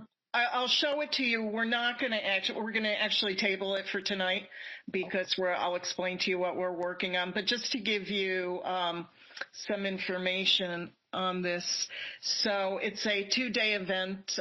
Some of you did participate last year when we had a booth. So this is to pay for the children's area, inflatables, cheer and dance exhibitions, arts and crafts. So they did go to a total of 12 NCs, and they requested money for different events. So a couple of things that are not only events, but, for other things, Northridge East got, Glenn, what did you get a request for? Battle of the Bands on Friday night. Is that what you're asking? Yeah, so there were different things that they wanted us, that our monies were going to go to. So anyway, we were kind of looking into it. Nathan emailed one of the gals that is doing this, and this is on behalf of, what is it, Shadow is the, can you go up a little bit or down? Yeah, I'm not sure. The nonprofit that's raising money for this. They list themselves as Salute to Recreation Family Festival. Yeah, but it's also supporters of Shadow Ranch and Woodland Hills Parks. Mm-hmm. So anyway, they're the people that actually get the monies, but then the parks work with them and actually go about and contact the neighborhood councils, et cetera. So anyway, what Nathan sent out an email. The gal that we work with, her name is Marab Ruiz, who you see on here, and he's invited her to our March meeting to see if she wants to give us more information. But one of the things we were chatting about is we thought maybe the Northridge neighborhood councils, be East, West, and South, get together and share a table. And then we started thinking more about it, and we thought, why doesn't maybe Empower LA get involved? And then do it as like a full Valley neighborhood councils. Because last year when we did it, we found out that a lot of the people there didn't even live in Northridge. They came from other parts of the Valley. So, Vincent, I don't know if you saw it, but yesterday Glenn sent you an email, you and Mary Lou, about... I'm still catching up on some of the emails because yesterday we had to be on a furlough, so we weren't able to access. We had to be off. So that was mandatory. So I'm still catching up, and I will get around to it. Okay, so that's one of the reasons we kind of wanted to table it now, but we were coming up with these ideas of expanding rather than just having the Northridge neighborhood councils working on this, and then getting one table. And since it is a 2-day event and it's typically all day, that this way we could kind of split up the duties. So that's what we were thinking about. So if you could let us know your thoughts when you speak to your colleagues, that would be great.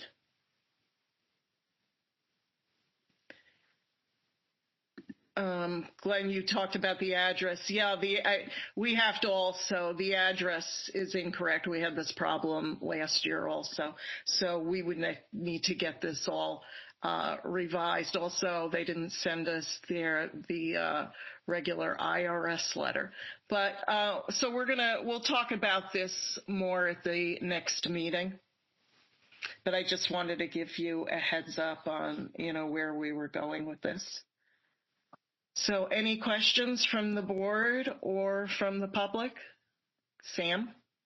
Just very briefly, I know you said that we're going to talk about it more later, but I know it does say cheer and dance exhibition is listed as one of the non-personnel related expenses. Would that be posing an issue with the whole, not paying for the salaries of, does that come off like we're funding individuals? Would that be, I just wanted to make sure that that's going to be fine.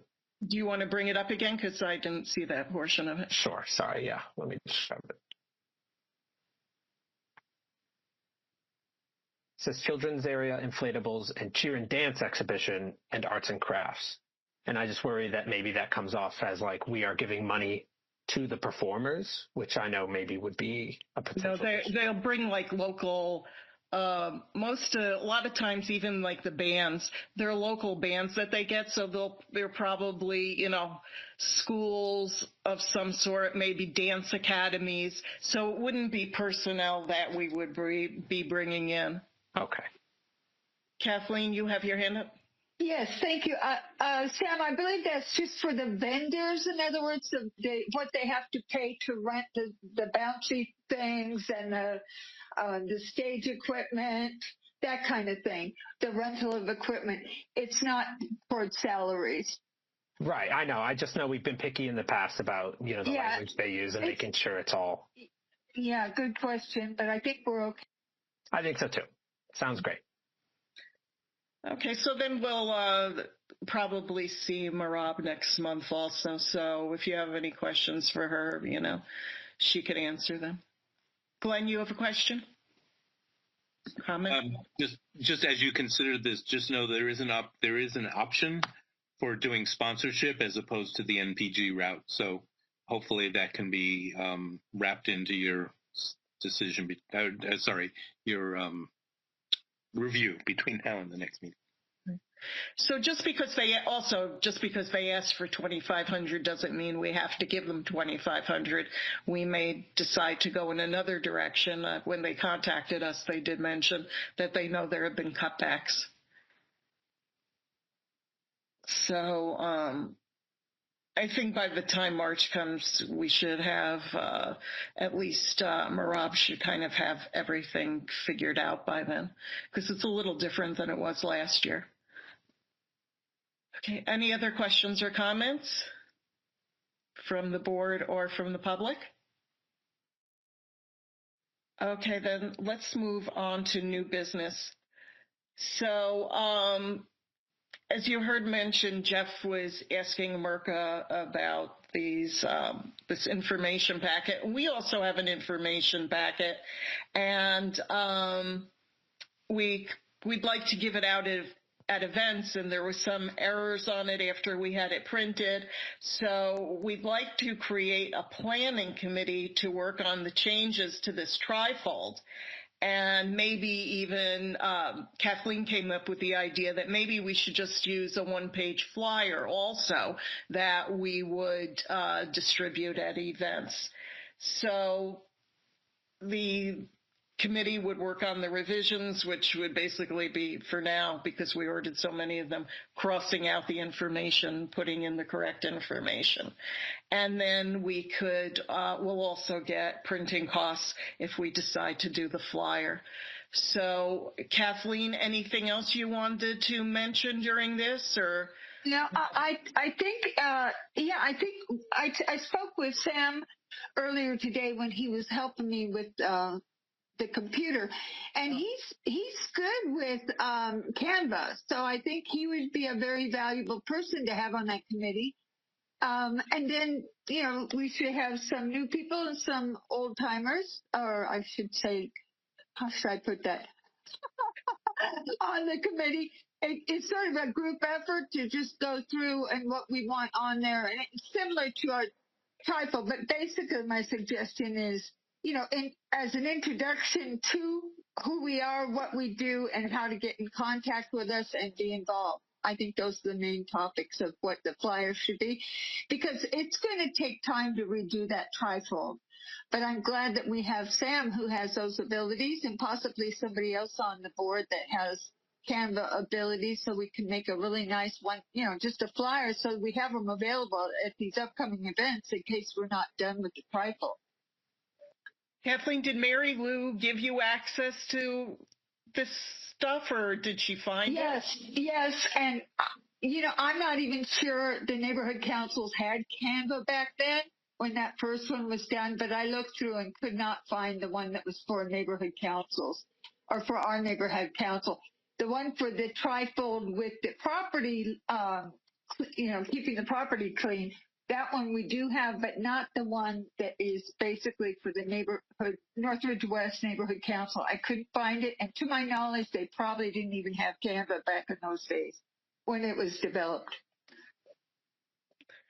Well, something also, last year when we had the elections, and remember the mailers that we sent out, and Jorge had worked on them? Yeah. Okay.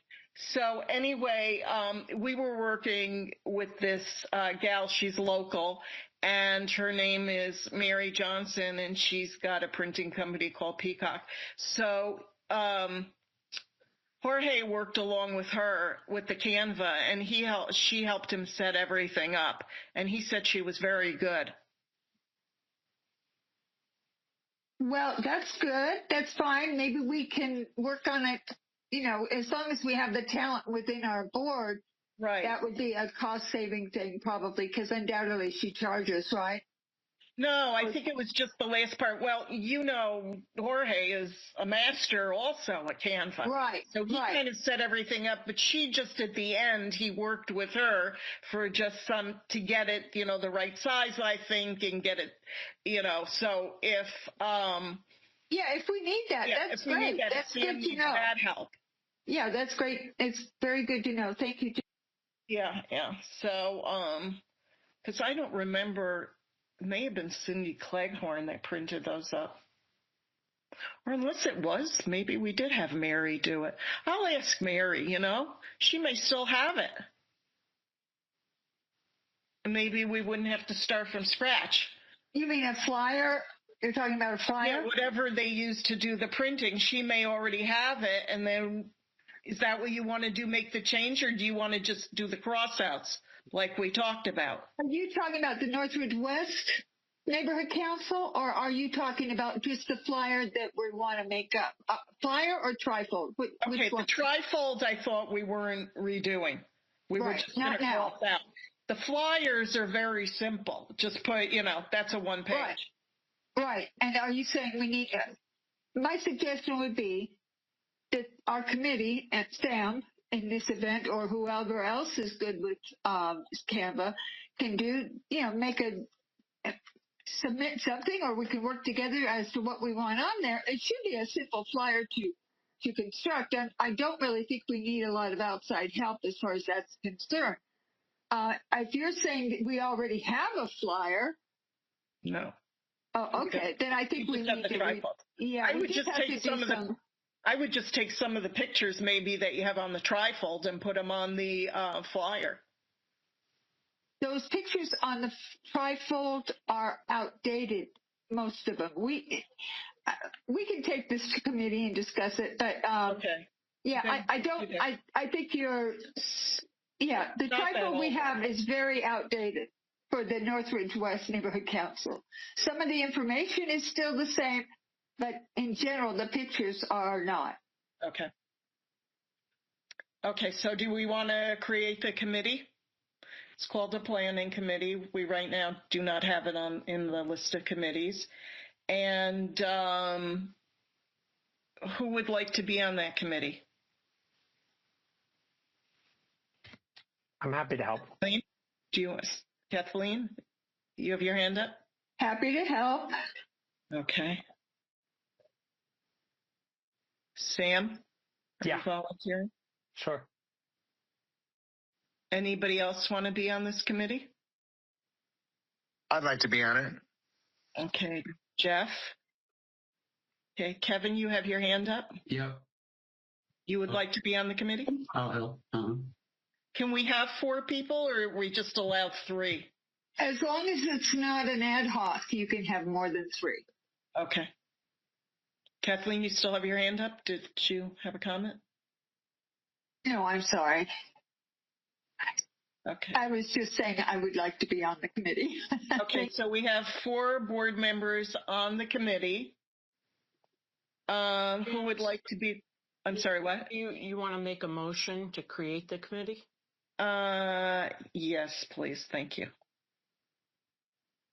I'll make a motion to create the planning committee. I'll second. Okay. May I suggest that you make it the flyer something put something in their flyer update committee or something like that. Flyer NWNC flyer creation committee, maybe.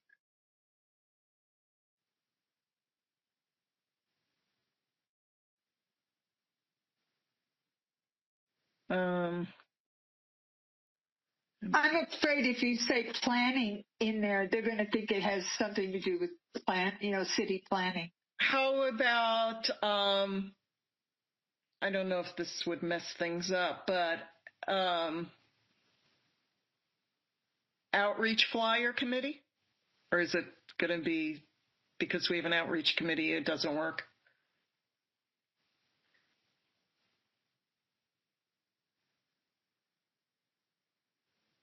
How about the creative committee? The creative committee? Flyer creation committee, planning committee. You could do that. That way, at least they're going to know it's not city planning. It's flyer creation planning committee. How's that? You need the word planning? It's just a flyer creation committee. Yeah, it could be easy. You're right, Joel. You're right. Keep it more simple.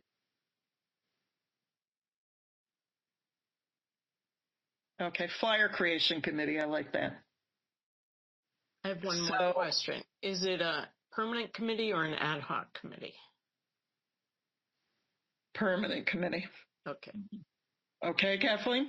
It's a planning committee, which means we don't have to agendize it. It's open. It doesn't fall under the Brown Act or anything. It's as if you're planning an event and a bunch of committee members are together planning the event. You're not discussing city business, in other words. So we can still call it flyer creation committee?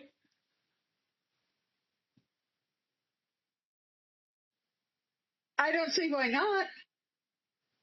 Okay. If it's permanent, would it not be subject to Brown Act rules? It's not a permanent committee. It's a temporary committee. But I thought that we had just said that it was going to be permanent. That's why I'm saying it shouldn't. I was trying to explain to Pat that it is not ad hoc because it is not a permanent committee. She asked that question. No, it is not a permanent committee. It is just a group of people getting together.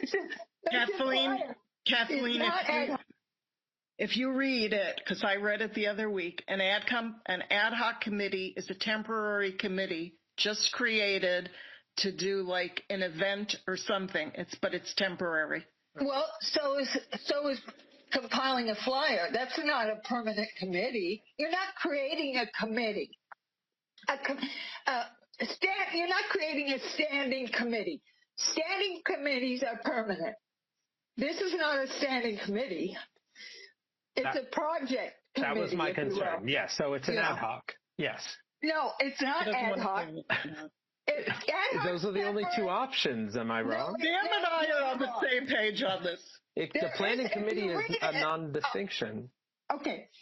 If you read these things, the exception to the rule is if you're planning an event or something like that, and you're just get together to put it together. That's the exception to the rule. I'm sorry. But it's not an exception. It's the same as an ad hoc committee, which is created temporarily for an express singular purpose. It's the same thing. You're right. That's the definition of an ad hoc, but it is not the definition of what we're trying to do here. That's not it's not an ad hoc. This is the exception to ad hoc committee. Kathleen, I'm afraid, to me that doesn't make any sense because there's two options. You can have a standing committee or an ad hoc. Maybe Vincent can lend some. Let's let Vincent. Okay, let's let Vincent. Vincent, please help us. Yeah, so just to clarify, what are you trying to establish? Is it trying to establish an ad hoc committee? No. We're trying to just get a group of us together to construct a flyer. It's temporary, it's not permanent, it's not ad hoc. It's like you're planning a function almost. When there's no laws, no rules, or whatever, you get together like to plan an event, only we are planning a flyer. Generally, when you plan the events, like, you do, for instance, a retreat, you would do an ad hoc committee. Right. Yeah, so you would normally form an ad hoc committee, which would be temporary. It could be for 6 months, it could be for 1 year. And generally, the ad hoc committee gives the review to the board. The board will decide if they should continue with that ad hoc committee. So its scope is very focused and very narrowly defined. It's clearly, from what you're describing, clearly you're not trying to establish a standing committee.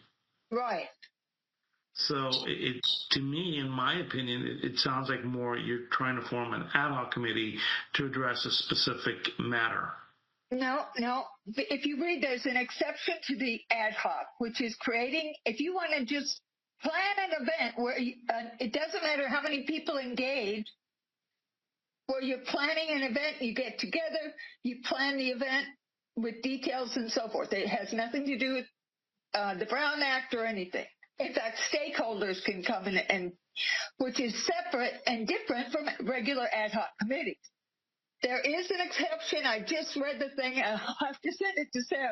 But there is an exception when you're just planning an event per se, and you just want a group of people to get together to, say, okay, this is where we want to put this. This is where we want to order this, and then you bring it to the board. That's what we're doing. Something similar to that. It's not ad hoc because it's not limited to 3 people. To me, that sounds like it's serial communication then. No, it's not, because you're just planning the flyer. It has nothing to do with the government. But it's official business that's going to be proposed at a next meeting. We're creating No, we wouldn't be voting then on the flyer we created. I tell you what, I will. Yeah, you have a committee. You put together the flyer. You take it to the board. Then it becomes official when the board either accepts it or does not. Yes, and in order to do that, you have to create a committee, not a planning group that you're describing. I'm sorry, I don't want this to keep going for too long. I know, it's gone on long enough. Do you need an immediate answer right now? Look up exception to the Brown Act. Look that up.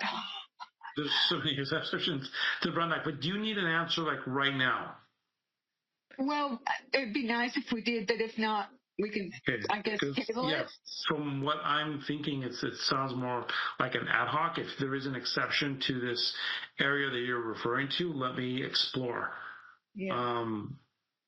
Let me explore it before I give you a solid no. So can we hold off till March on this? Can we table it to March? Are you okay with that? You talking to me or talking to Kathleen? Both of you, I guess. It's up to Kathleen. I mean, well, since I'm the only one who knows what I'm talking about, I'll be glad to table it until the next, and then I'll see if I can find the documentation, which I think came from Don, but I'll see if I can find it. Okay, thank you. Okay, let's move on. We're talking about these charter reforms. And Sam, could you pull up, there's one there, and on the page 2, it starts with the PowerPoint presentation. There's been a lot of discussion regarding these charter reforms, and they're asking us to write a CIS. That's one of the reasons I was asking Vincent, because a lot of the neighborhood councils have submitted CISs. But let's look at the PowerPoint first, because I don't know. Is everybody familiar with what's going on here with the charter reform? Vaguely. Okay, let's go through the PowerPoint. I'm trying to find I'm not sure that you sent me one. I sent it this morning. Yeah, that's what I'm looking at, that one. So it's a Word document that just says, that's the only one I see. No. None of them, I don't think. In fact, I told you, I gave you, and I said, it's on the one that says, okay, you got it. Yeah, I think so. Okay, great. I apologize. There's a lot of attachments. It's confusing. Yeah, go down.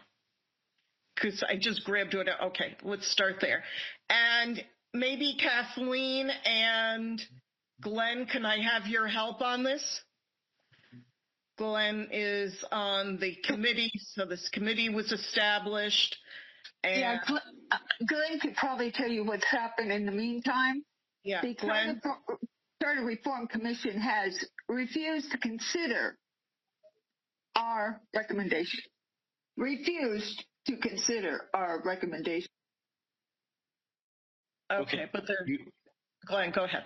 Do you want me to indicate how we got to this point, or just Can you just say what they were after? Because I attended that meeting and they were going back and forth. Do you just have a couple of sentence summary, because we don't feel like spending hours on this. Right. Okay. Sorry So, about that. no, I'm just trying to figure out a way to do it in 2 sentences. The controversy, several years ago with the BizFed tapes and led to City Council doing a charter reform commission for the first time in over 25 years. The last time it was done was on the ballot in 1999. So this is basically once in a generation situation. And so the commission, after much delay of appointments, got started last year. And part of that was including neighborhood councils.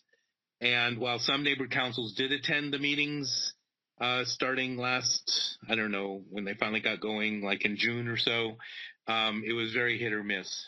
So in November, actually starting in October, the LA Neighborhood Council Coalition, which is one of the citywide alliances of neighborhood councils, voted to create a ad hoc committee to come up with recommendations that from the neighborhood council perspective. So that group met every week in November and December, so however many week meetings, a minimum of 2 hours plus lots of time in between. And they went through all the community impact statements that all neighborhood councils had filed on all issues that relate to the charter. Plus, they looked at the recommendation that the Neighborhood Council Budget Advocates presented to the Charter Reform Commission in September. And by the way, reviewed each one independently and agreed to support all of them. The process was, and then other issues that people came from other various sources, but they tried to be really inclusive in considering things that the work that neighborhood councils had already done to that point in time as of beginning of November. So the committee considered each of these issues one by one, and they were included in this presentation you're about to see, or you've been sent. If there was a majority vote of the committee, the LANC committee, they were included. If they did not achieve a majority vote, they were not included. So not everyone agreed on everything, and some things that maybe I personally felt should have been included weren't because we didn't have a majority vote. But what the resulting effort was, what you have before you, and does represent the work of neighborhood council representatives from throughout the whole city. The committee was open to everyone if they wanted to participate, and so this was the culmination of all that effort and the way that they took ideas that neighborhood councils put in community impact statements. They definitely made amendments, changed the wording, tweaked it, etc. in some cases. So that is how they got to this, and they did. It was approved by LANC. What you see here, basically, with some amendments, this is approved by LANC on January 3rd, and they had a date to present to the board, to the Charter Reform Commission on January 21st, and it was presented. And the feedback from some of the commissioners was that it was one of the best presentations that they had heard. So that was good to hear. However. Okay, do you want me to bring us up to the present now, or Yeah. You're muted, Janice. 2 more sentences, I can bring you up to present. Yes, please. Yes, just sorry about that. Okay, all right. So presented to what you've got in front of you, presented to the commission January 21st. On January 31st, the Charter Commission had established an ad hoc committee of not a majority, but one slightly less, one less than a majority, of ad hoc committee to review recommendations, to make recommendations to the full commission. On January 31st, that ad hoc committee voted to, oh shoot, I'm trying to think of the word now. Dismiss, but basically it was to receive and file the recommendations from Blank and also from others as well, and basically not recommended to the commission.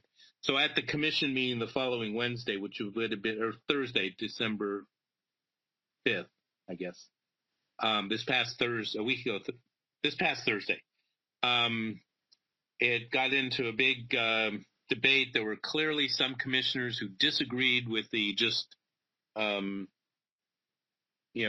receiving and filing and not considering the recommendations.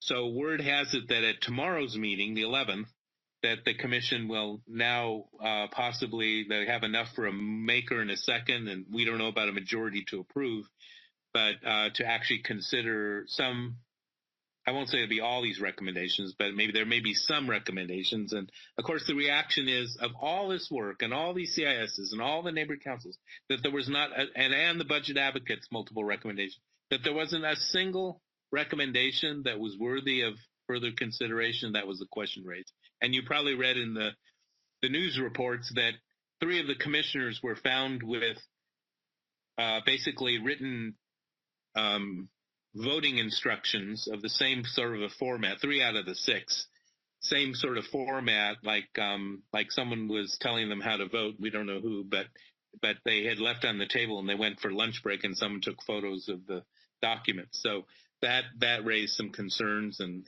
again, other commissioners who weren't there raised some concerns. So that's how we got to today, and that's what may come up at tomorrow's meeting of the commission. And so once you've approved whatever you're going to approve, you'll file your community impact as soon as possible. You may or may not be able to present it at tomorrow's meeting, but if it's not a final decision, there's be another meeting the following Wednesday on the 18th, so there'll be another opportunity then possibly to do that. And then ultimately, whatever the Charter Reform Commission does, by the end of March, it has to submit its recommendations to full City Council, and then City Council will have about 3 months to decide which portions of the Charter Reform recommendations will they put in on the ballot in November for the voters to consider. That's it. So the question has come up, do we want to do a CIS? A lot of the neighborhood councils have. This is, as you can tell, gone in several different directions. So Lank actually was it Lank that gave us the verbiage if we wanted to use it, participate with the CIS? Because it's on the Lank website. Or was it the Charter Reform Committee, Glenn? No. It was Lank with in recognizing budget advocates too. Okay, so all of them participate, and they gave us some verbiage, very short verbiage, and but maybe first let's look and see. The 2 of them I'd like to look at to show you is Northridge East. That's Glenn's neighborhood council, and the Reseda neighborhood council. I'd like to look at their CIS. So, CM, can you pull those up? Actually, Northridge was right on top of the one you just had, the PowerPoint. Yeah, that's the one I'm pulling up first right now. Okay.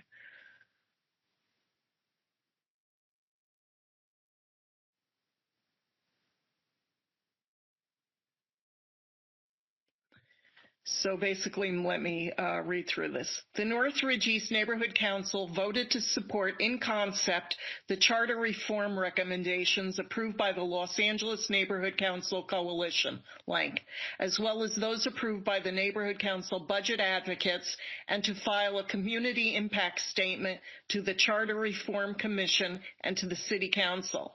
The LANC recommendations were approved by Neighborhood Council representatives voting at its regular meeting held on January 3rd, 2026.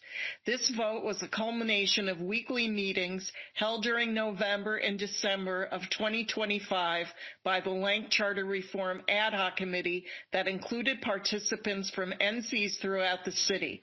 Recommendations include topics such as neighborhood councils, the Department of Neighborhood Empowerment, the the Board of Neighborhood Commissioners, the City Budget, and Office of Transparency and Accountability, City Council activities, the Ethics Commission, the City Attorney, and ongoing charter reform. These recommendations were presented by Lank representatives to the Charter Reform Commission on January 21st, 2026, and they are linked. On September 13th, the Neighborhood Council Budget Advocates presented their recommendations to the Charter Reform Committees, which are linked. These recommendations were the result of their annual meetings with most of the city departments and their resultant white paper reports issued annually since 2011, which are posted on the NCBA webpage linked here. Thank you for your serious consideration of all these recommendations. So the way I see this is they had come to us, and by the time we had discussed it actually and decided not to do anything because it was too late and it was going to take months to get through this. Because basically, as Glenn said, there had been nothing updated for years. It seems to me, from my perspective, the neighborhood council really wants to, the neighborhood council's representatives want to get more involved with the city councils to be, to have a say with what's discussed. So, and this is where they got the pushback, but now they're thinking, well, maybe there's something we should look at, and so they're asking for the city, the neighborhood councils to do these community impact statements. So this was East. So, Sam, can you pull up the one for Reseda? Yes. And this one is totally different, which you'll see.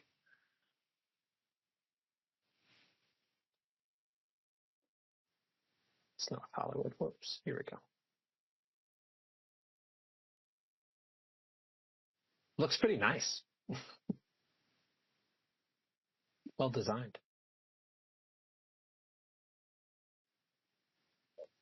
So here they wanted to get rid of something, especially by throwing it away. This weekend, the ad hoc Charter Reform Commission voted to dispose of every single neighborhood council reform brought forth by the Los Angeles Neighborhood Council Coalition, LANC. The alliance represents every single neighborhood council and over 1,000 volunteers. The work by LANC constituted hundreds of hours of unpaid labor to thoughtfully explore the entire charter. The ad hoc commission's response was to throw it in the trash. Your $408,000 outreach contract wants 60% of neighborhood councils to file a community impact statement. Why do you want them if you plan to not only ignore them, but also flagrantly disrespect our voices? Is there a birdcage in the city hall that lacks paper lining? Does the mayor's new puppy Kirby need house training? Is that what you need our community impact statements for? So let's move on. Again, dispose, they keep going over this. The first whisper of charter reform was in response to a scandal within the neighborhood council system. Headlines, I'm sorry, I can't read the next word. Headlines blared, LA Mayor Bass promises review of neighborhood councils. The mass resignation of an entire neighborhood council being forced to spend its money on an event outside its district with the LA County sheriffs shook the system. Neighborhood councils clung to this promise of change. They invested in the promise of reform, and in one fell swoop, they were also told their voices did not matter. They were told the reforms we need are meaningless. A system designed to be the closest to democracy for the people of Los Angeles trash, rubbish. The anger that this action has generated in neighborhood councils cannot be understated. And neighborhood councils are powerful when we act as one. So we ask, immediately dissolve the ad hoc committee. The committee has proven to be a sham process that is slack towards the mayor's interests.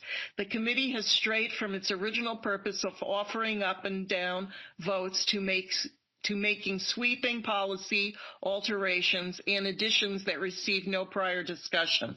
We cannot afford to waste any more time. All meetings moving forward must include the full commission. We need to build consensus, and the ad hoc committee's actions have undermined faith in this process. The commission must give a fair shake to all policy proposals.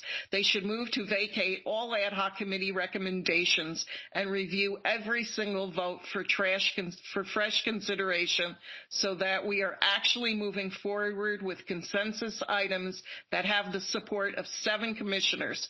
For the votes that occurred on January 31st, 2026, the commission should be required to vote on all of the items individually. Pursuant to Ordinance 188303, the Commission shall immediately comply with the Ralph M. Brown Act. The Charter Reform Commission's attempted use of an ad hoc committee structure appears designed to avoid Brown Act transparency requirements during the critical phase of deliberations. This contradicts both the letter and spirit of the Brown Act, which exempts only genuinely temporary task-specific committees from public notice and meeting requirements. Substance not labeled determines committee classification. A body doesn't escape Brown Act requirements simply by calling itself ad hoc. The proper test are as follows. Is this committee created to address ongoing broad subject matter or to accomplish a specific limited task? Reviewing the entire city charter is broad. Does the committee have ongoing regular meetings? Operating for 3+ months, multiple times a week, is not short term. Is the committee performing a discrete task? Performing the commission's core deliberation function is not a discrete task.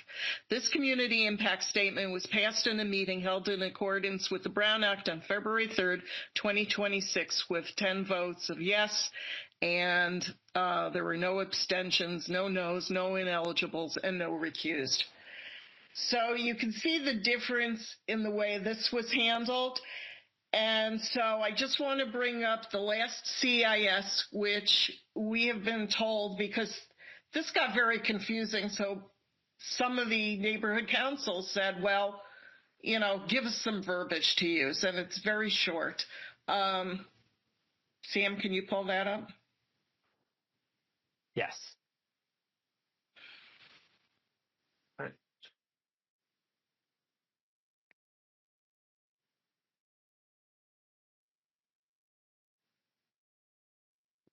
Oh, okay. Last one.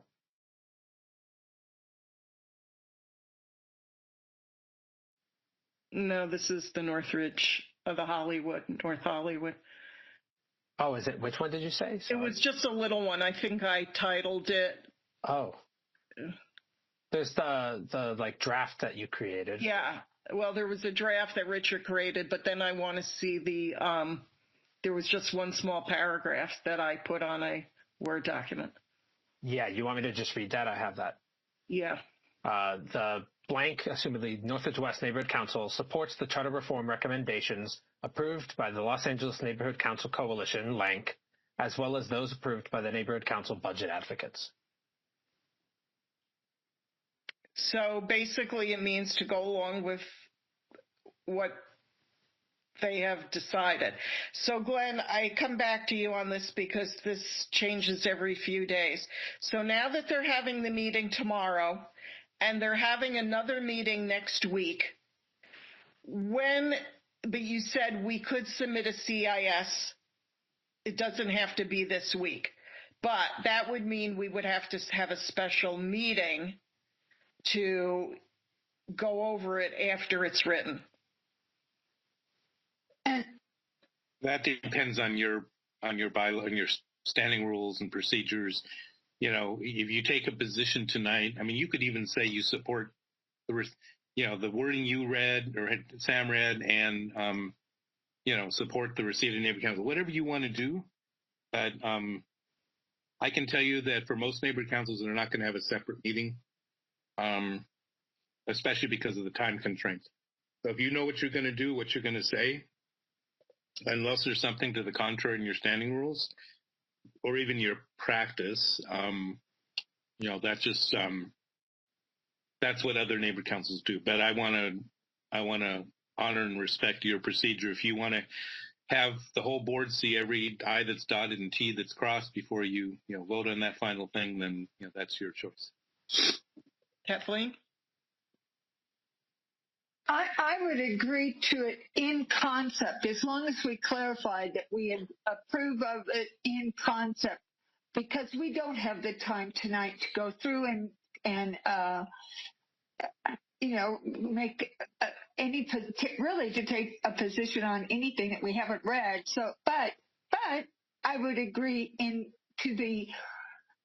I would agree in concept to what was proposed, blah, blah, blah, by Lank and budget advocates or whoever it was else. I'm not looking at it at the moment, but I think we could agree in concept, because I do think that some changes need to be made. But to go deeper, we would have to go line by line, whether we approve of this or don't approve of that.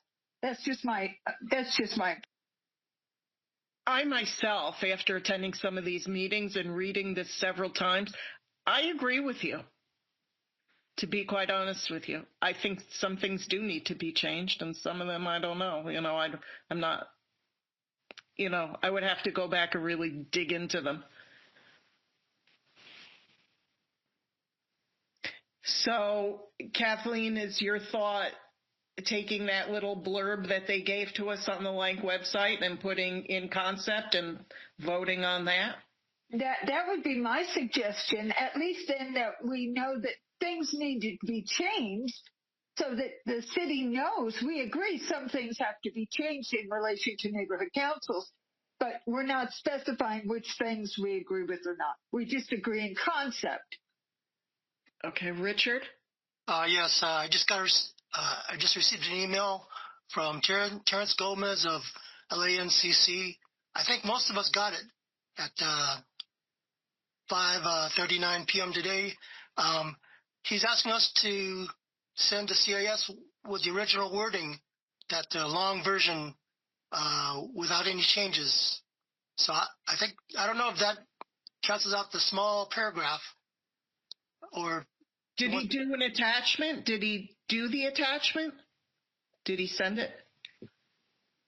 Yeah, he sent the entire wording along with the logo and specified that that's the one we should be using for our CIS. If I make you a co-host, can you put it up to share it? I've got it right now too. I can just share. Oh, okay, yeah, because I think most of us got it. So, okay. See, that's the thing. It seems to be changing a lot. This is what's, confusing me.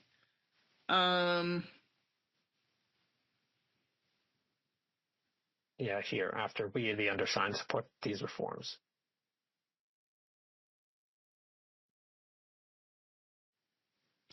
Kathleen, can you see this?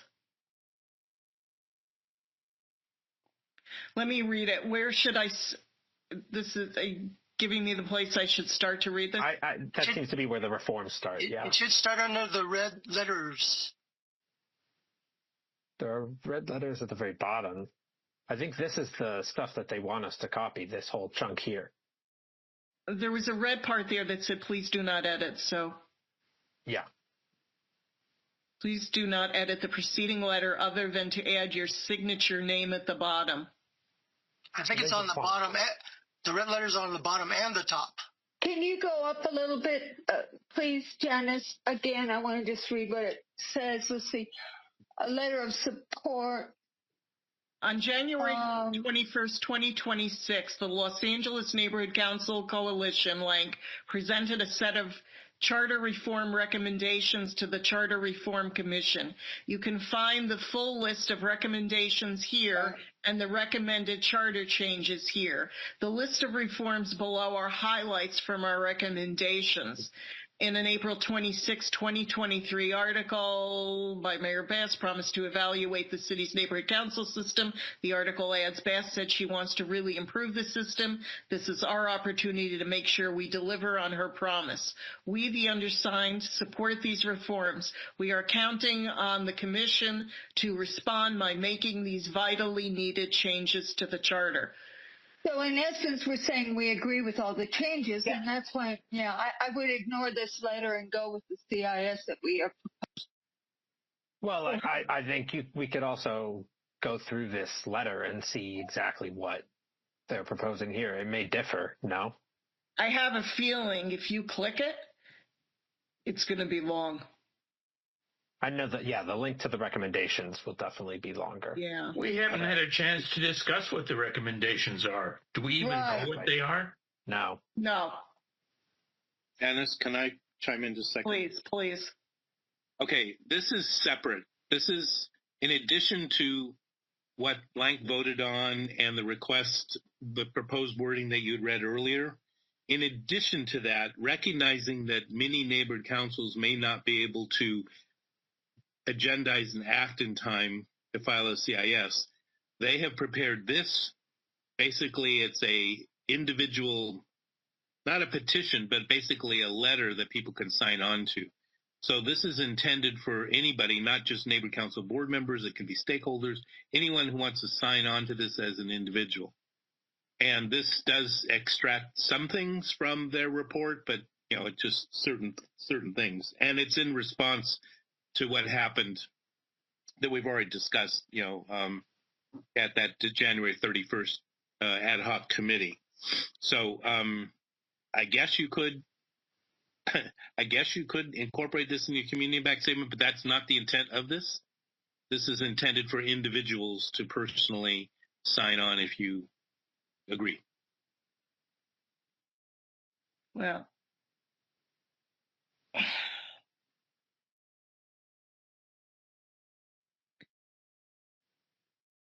I don't know. I'd be willing to do the short version, but not this, because this is what we discussed a few months ago, that this started last year sometime. And if you really weren't a part of this, it's very hard to play catch up. And Richard had said months ago, listen, this took time, it took several meetings, etc. It's something we just couldn't do in a meeting or two. Kathleen, do you agree with me there? Yeah, and I think what Northridge East wrote was appropriate to our needs at this point, which was agree in concept. In other words, I believe the intent being that we agree changes need to be made, but we're not giving full approval to everything that's in there, because we really need a chance to give that a secondary CIS, because we could decide we disagree with da da da da da and da da da da da, but we do agree with we can do it as a CIS if we get that opportunity. But I'm saying for tonight's purposes, I would suggest we do something like Northridge East had done, which was agree in concept, and perhaps Glenn has that we could pull up and look at if we wanted to. I think for tonight's purpose, that's all we should do. Unless you want to go individually on that other thing that Richard presented. But that's up to you. Well, we went through the Northridge East. Do you want to pull it up again, Sam? It's the one with the PowerPoint? Northridge East, sure. Or we just do the small paragraph and add in concept.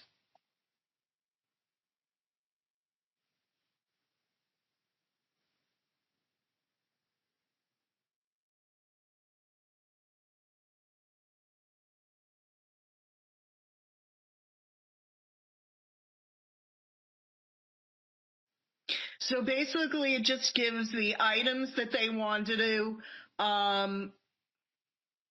that they wanted to look at.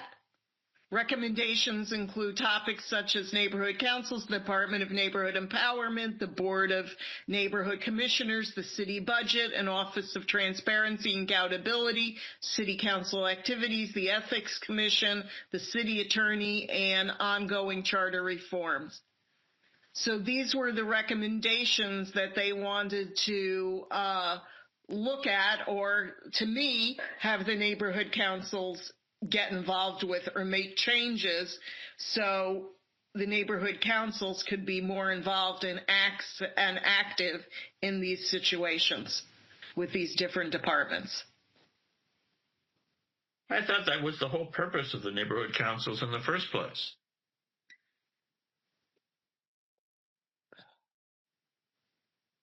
Hold on one second. But that's a different issue. Glenn, you want to go there?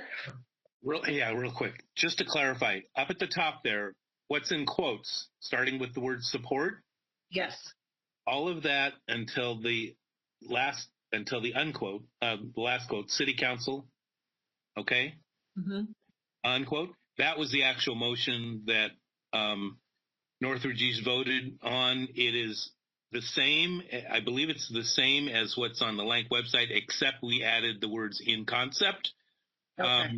And then just for your clarification, everything else that's on here was explanatory information. So, for example, the listing of all the subject matters of the report, that was just taken from the report to kind of just, the general topics, whatever, informational. And then the links, that was informational. In case, as a standalone document, anyone saw this and they wanted to go back to the source documents, the links were there, et cetera. So it was more informational, just FYI. You don't have to put any of that on if you don't want. But on the other hand, you probably should put something. It really, at this point, they're just trying to get as many neighborhood councils to weigh in as possible, supporting and giving some credence to the Lank and budget advocate recommendations. But you want to put more on, that's fine. What that additional wording was just to clarify and make it more of an informational document. Right. And that's why, people here don't know what's going on. So this is getting involved with these different departments. Kathleen? Thank you. I would suggest that we take this basic comment that I think it's written beautifully that Northridge East did, but make the cutoff at take off these recommendations were presented and all the bottom stuff. I would just take that off. Keep it simple. These recommendations were presented by Lank, represented to the charter. Oh, I'm sorry. The last sentence being, if I can find it, my screen is so small. Forgive me. Can you enlarge this, Sam? Okay, I would have it I would take off the last sentence and everything below that. So in other words, I'd have the top part. It looks great. Of course, it would be Northridge West Neighborhood Council in support in concept. And I put the only change I would make is support in concept parentheses. Hold on. I'm sorry. Supporting concept quotation. The charter amendment. That's just verbiage change. Or I think it would sound better. Just support in concept. So that's emphasized. And then the charter reform, blah, blah, blah, but take off the last sentence that says these recommendations were presented by Lank reps to the Charter Reform Commission on January 1st. We don't have to include that. And okay, so we're just going to have the short paragraph. That's it. We're going to end at Charter Reform Commission and to the City Council. That's it. And to the ongoing charter reform, period. I don't know where you are. Okay. I would take it all the way down to the last sentence that's in black. These recommendations were presented. I take that off all the way down. The rest of it says what we're agreeing to in concept. Or you want everything above these recommendations. Right. In the letter. That's my recommendation. Okay. And support in concept in quotations. Right. Okay, I can do that. And I think then in that event, we're not committing to everything that's in there, but we are in support of changes that need to be made in concept. And we believe that they should pay attention to us. I thought I read something that came out from like saying they had rejected everything. Well, that's not the way it's supposed to go. And I did go to the meeting, I guess it was yesterday or the day before. It was interesting because it was supposed to be a commission meeting and they decided at the last minute to make it ad hoc, and yet they took public comment and there were 8 members when there should have only been 3. So it wasn't an ad hoc committee at all, so it just shows there's confusion throughout the system, including me. But in any event, that they're supposed to operate under the same charter rules as I understand, and they weren't doing it. So I would just, like I said, I shouldn't have mentioned all that, but that was interesting to see that they were doing that and there were many people complaining, this is not an ad hoc committee.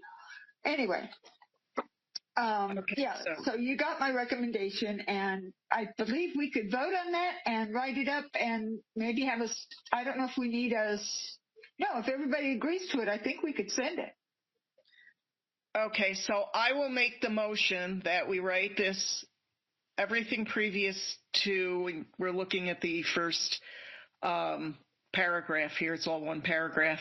Everything before these recommendations will be included in this CIS with support and concept in quotations.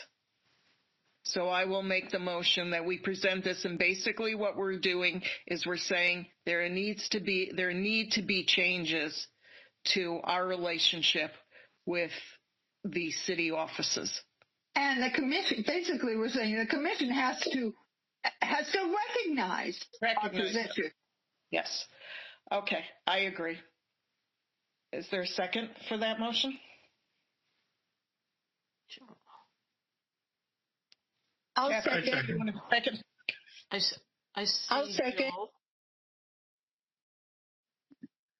Janice, who do you want to second it? I only heard Kathleen. Okay. I'll second also. Joel. I will concede to Joel. So all I need is, Sam, if you would highlight the content that is going to be used for this, could you email it to me or put it in the chat so I can include it in the minutes? Why don't I write it up? And can I send it to you tomorrow? Because I have to be out very early in the morning, but when I get back, I can write it all up. Then I'll send it to you tomorrow. Yeah. The only difference, Pat, would be there's Northridge West Neighborhood Council, not Northridge East, and then support in concept would be quotated. The thing is this, that I don't think Pat has the whole thing anyway. I don't have it. I don't have any of the language. So I'll take care of it for you, Pat. I'll send it to you. I'll send you the document. All right. So we're going to take a vote. Everybody ready?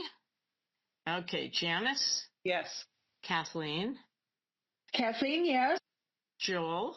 Yes. Sam? Yes. Nicholas? Nicholas, yes.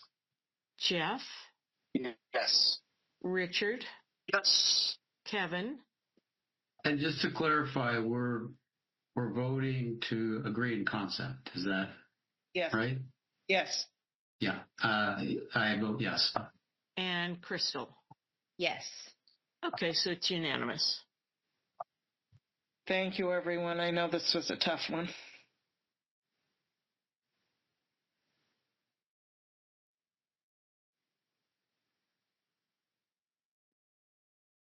Okay, we'll try to get through it because there are a couple of things I want to go over into the committees. So we'll go through the rest as quickly as we can.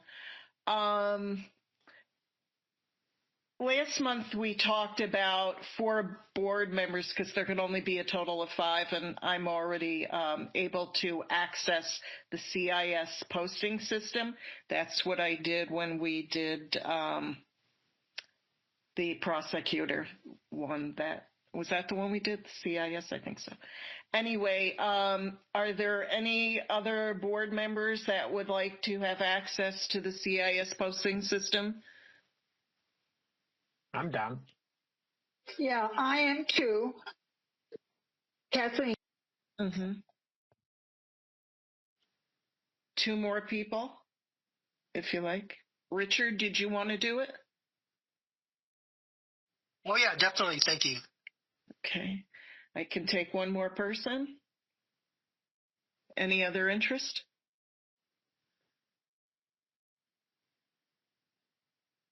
So I make a motion that. I think Nathan would also want to be on the CIS portal list. Okay. So we have 5 Well, people. What? well, yeah, I'm saying if Nathan's not here, we cannot vote on. Oh, okay. So can we vote, or do you want me to table this? We should table it so that Nathan can get on it. Okay, so I'll table to next month. Okay. Glenn raised his hand. Glenn? You can always add more people. So, I mean, if you wanted to get this process started through the department, you can take action tonight and you can always add on the additional person. Okay. So I would like to motion that for the CIS posting system, we vote and add Sam, Kathleen, and Richard. Seconded.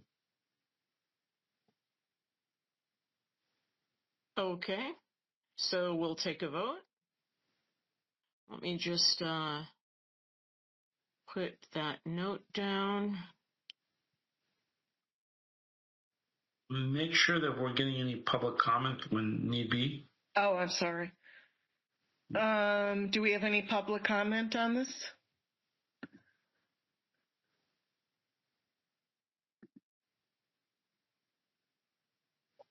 So I will motion again for Sam, Kathleen, and Richard to have posting access to the CIS system. Seconded again. Pat? Okay, let me just put the language in my minutes. Okay. All right, so Janice. Yes. Kathleen. Kathleen, yes. Joel. Yes. Sam. Yes. Nicholas. Yes. Jeff. Yes. Richard. Yes. Kevin. Yes. Crystal. Yes. It's unanimous. Vincent, do we have to go to Eric about this to get them in the system?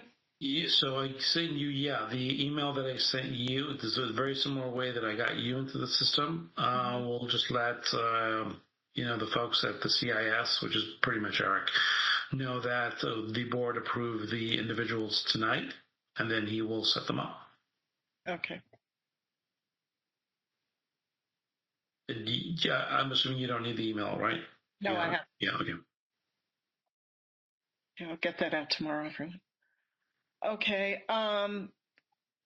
We spoke earlier about the senior dance that we did an MPG for.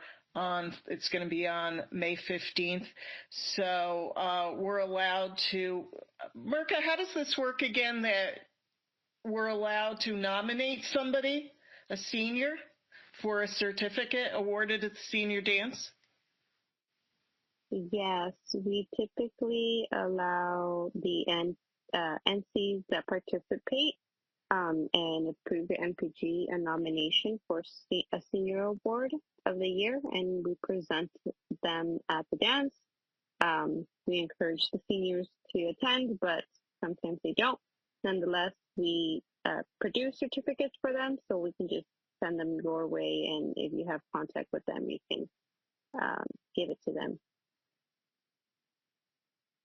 Okay. Does anybody have anybody they would like to nominate?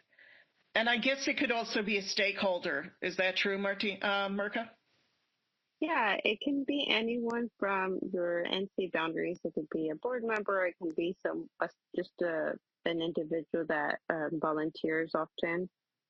Someone that has provided service to the district, to your region. Doesn't have to be within the NC system. Okay. Does anybody have anybody that they would like to nominate?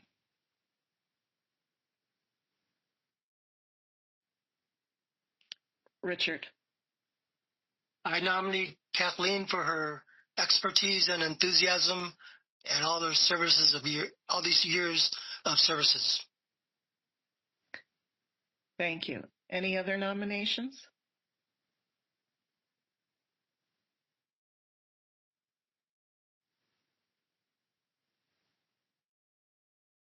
Okay, should I motion to nominate Kathleen Edwards?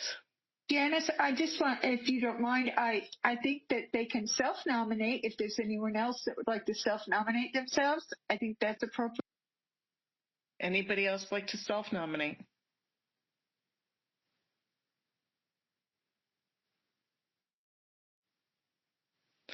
Okay, I will nominate, I'll put through a motion to have Kathleen.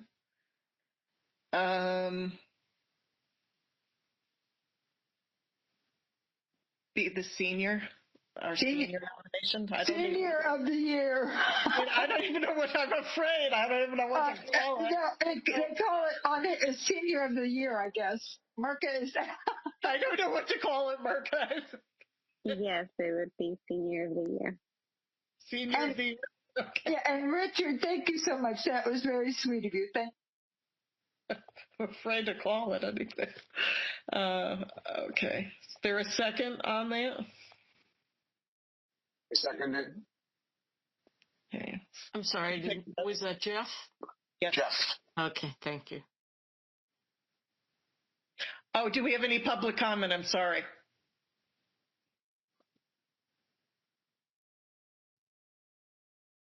Okay, sorry about that. Again, I'll motion for Kathleen to get the Senior of the Year award.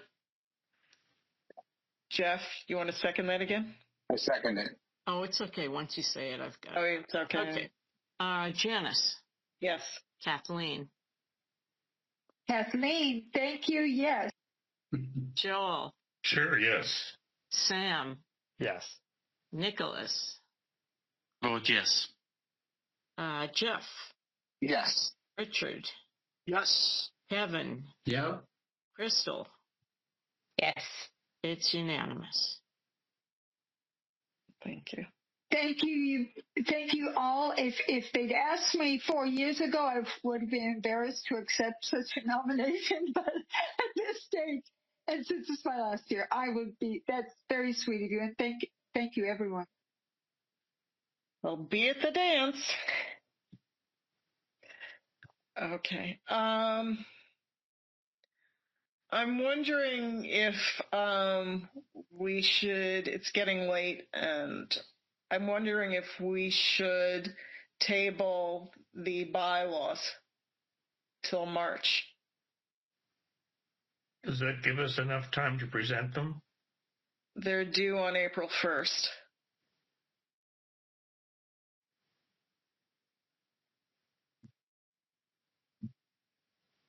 Let me just see what we have.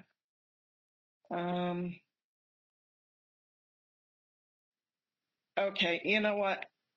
Let's go through them, and they're not that many recommendations, and then we'll just go. Sam, can you pull up the bylaws? Yeah, is it?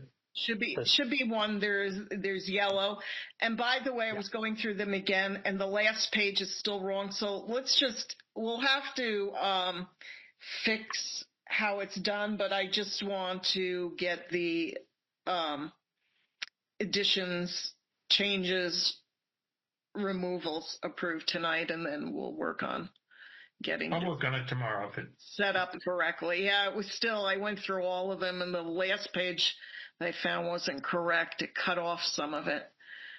So what we did is we have an ad hoc committee. It was Joel, Kathleen, and myself, and we spent some time on this, and we made some changes. And so on this particular page, under Article 4 stakeholders, we added in defined as a verifiable individual instead of just defined as an individual. So these are who the stakeholders are. So what's the best way to handle this to get approvals on this? You're asking me? Vincent, yeah, why don't you tell us how, when we go to the board to accept these changes, do we do it one by one? It would be best, to do it one by one and literally have a discussion on each of the sections that you're looking to get approval for. Okay. Yeah, so that it's clearly defined that the board approved each section.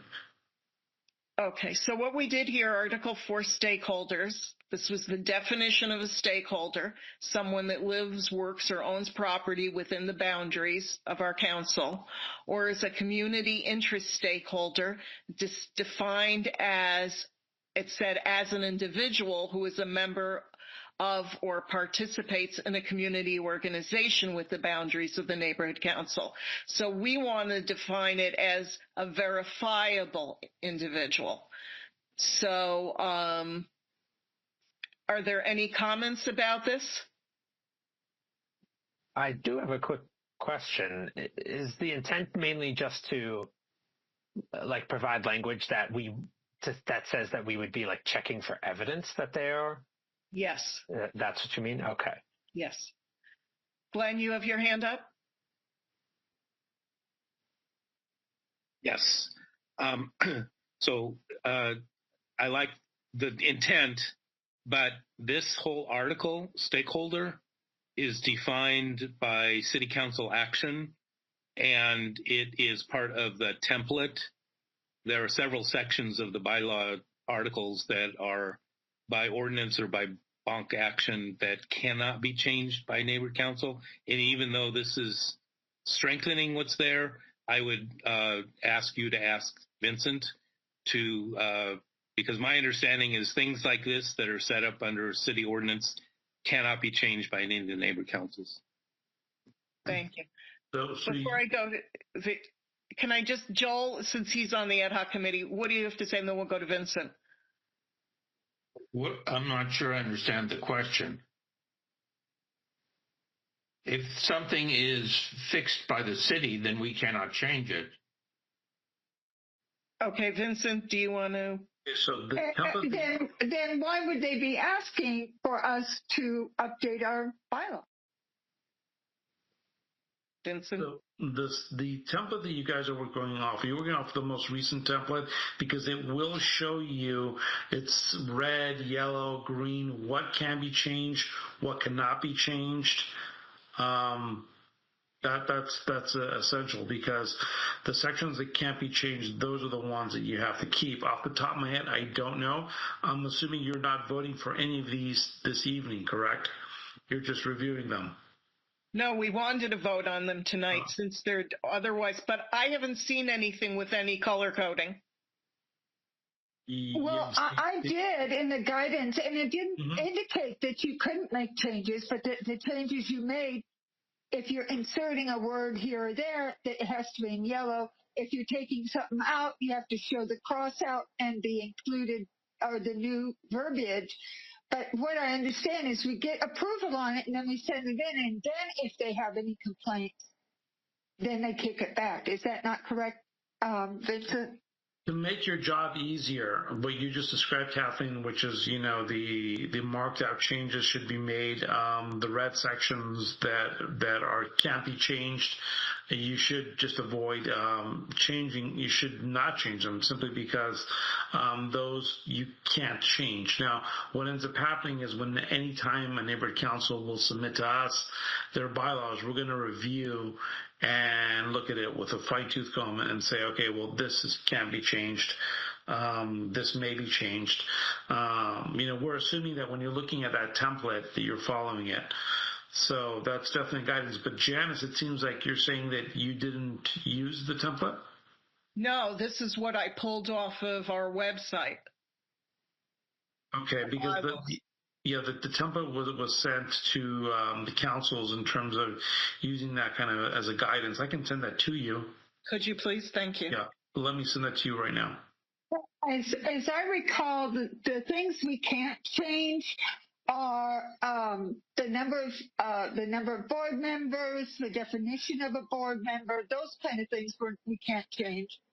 But if it's just small verbiage, those are kind of the changes, updates that we are allowed to make. As I recall, now I went through this before when I was working on the update, and to my knowledge, this is what we did. Now, I don't see them drastically changing our ability to change a few words here and there, as long as it doesn't change the entire concept of the article. You can change your governing board. Let's say you want to go from 21 seats down to 15. You do have to get board approval, but it's a structural change, so it would require the Board of Neighborhood Commissioners to actually weigh in on that. So if you want to change your governing board, you may do so, but then again, it does require ultimately the bond weighing in on that. Also, if you're going to change, let's say, the description of Area 1 and Area 2, hypothetically speaking. So, you do have latitude, but it is very good to use that template because it does serve as a guidance. Let me send that to you, and we'll send out to the board as a whole. We send that out to all the neighborhood councils, but let me send it to you right now. You can take a look.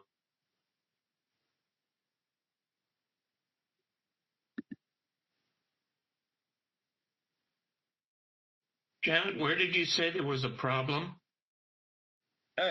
On the last page, it didn't include everything in that attachment, the addendum or whatever it's called. Hold on. On attachment B? Yeah. Okay, I don't have that, so.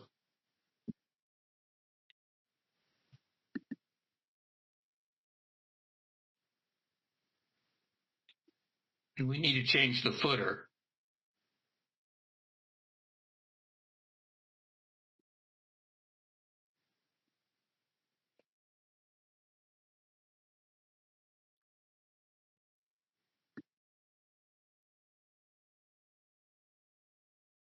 I honestly think we're okay.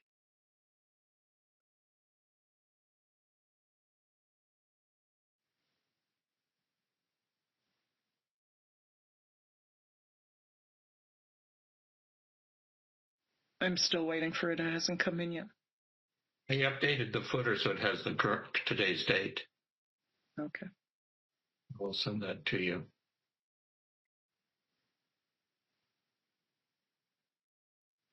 But I guess I need that last attachment if that's missing a piece. Because there was more than just 2 blocks in there. I think it was just those 2 blocks. No, it was more than that. I checked before we got on the call. Okay, so if you send me what it is, I can put it in there. I don't know if there's a problem, but it's not coming through. It's probably because it's a larger document.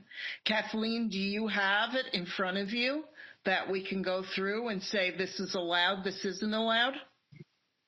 Janice, I just sent you the email. Did you receive it? No, it hasn't come through yet.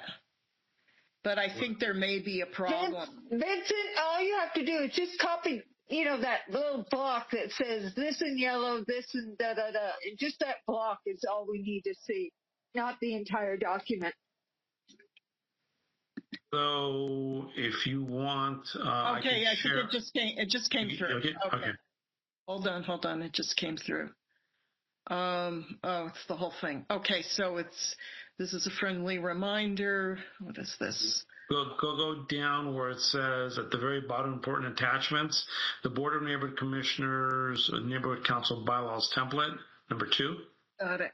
Okay. And then once you open that, you're going to see where it has the colors, red or amber, yellow, gray, and green.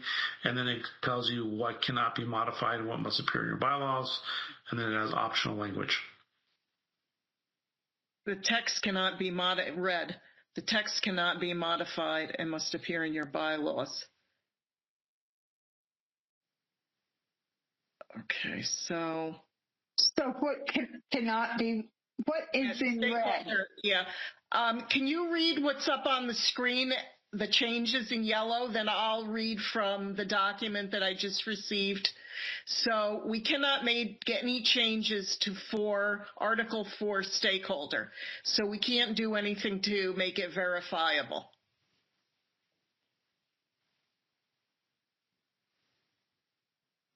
Does that make sense? Yes. Kathleen?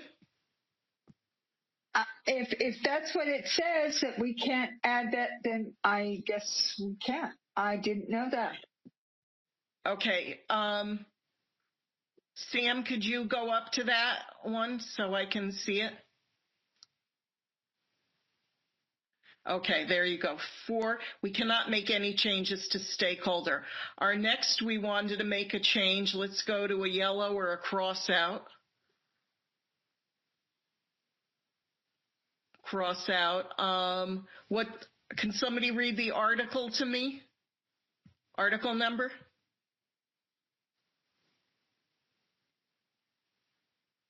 Sam? I'm not sure. It's section 4. Okay, scroll up a little bit. Oh, Article 5. So it's Article 5, Governing Board. We cannot make any changes to 1, 2, 3, 4, 5, 6, 7, 8, 9, 10, or 11. So we cannot make any changes there. Okay, let's... It didn't mention 4, did it? Yes, hold on, let me double check. It mentioned we cannot make changes to terms and term limits. Okay. Oh. Okay, can we scroll down? Wait. That's the section that has the dates for people being elected and their old dates. Yeah, their old dates. Vincent? I don't think that part is in the original template the one that is the city sent us. So I think that was something we had inserted there the last time, and we're just taking it out because the dates have changed. Vincent?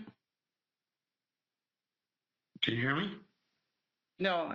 Can you hear me? Okay. Yeah, so let me see here. You're in section 4, right? Term limits under Article 5. Article 5, Section 4.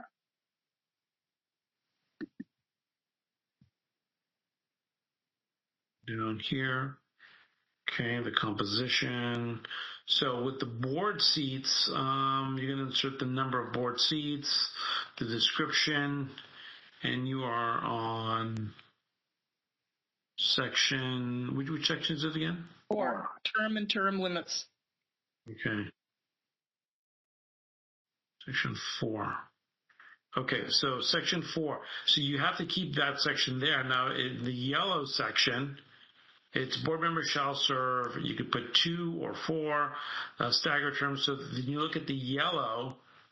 The yellow is, those are sections that optional language or possible choices or need to insert in your text. So that's optional language. We're just taking out the optional language. Right. And so you can take out whatever is highlighted in yellow. So we're okay with that. Yeah, because you get what you're doing here in yours. Let me look at yours. You're crossing out the 6 at-large seats one community interest stakeholders, you want to remove those if I'm reading this correctly, correct? Yeah, but I don't see it on the color-coded one. What do you mean the color-coded? In the color-coded one, if you look at the color-coded one, it has yellow, which is the optional language. Select 1, 2, or 4 years. And then no term limits beginning, insert the year, description of the staggered terms. So anything that's in yellow is optional language. And if I'm reading what you have posted here, you want to remove these seats. Completely, yes. So you're going to be doing a structural change because the board is removing these seats. So in this particular we're not removing the seats, we're removing the language. Because elsewhere it shows how many seats we have and so forth. But we're just removing this language, which is kind of redundant to the bylaws themselves. And if you're saying we can't do that, then we would have to, because see, it says up for, the way our current one reads is stakeholder seat to be up for election 2023, which is incorrect. That whole thing is incorrect. But first of all, I have to recommend you should be using this template that I sent. Now, these seats that you have here, you can remove any seats that you want as a board. We're not removing seats. We're just removing the word. We're not removing seats. We're removing the dates that are outdated. Okay. Yeah. Because the seats are still in Section 1, are still outlined in Section 1. Okay. We're just removing this because it's redundant and the date is incorrect on it. You can do that. Thank you. Should I go to the next one? Wait a minute. Are we crossing out? I'm sorry. Let's go back up. I want to confirm this. Section 4, terms and term limits. I have crossed out 6 at-large seats and 1 community interest stakeholder, etc. Do you want that crossed out? Yes. Yes. Okay.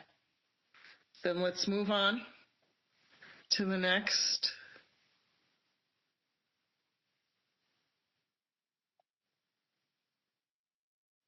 Add filling a meritless petition for censure could lead to a consequence of the flyers. And so what article and what section is this? Section 7, what article? Censure. Section 8, censure number 7. And I will also ask what ad filing means, if anyone could clarify. Okay, this section cannot. It means add, and then add. We wanted to add filing a meritless petition. Oh, it's add was a note that you left behind. Yeah, right. Thank you. Okay, so let me just go back to this. Section 8, censure. This section cannot be changed since this is direct language from BONC resolution on a uniform policy for board members censure, policy 2020-03, effective 3/30/2020.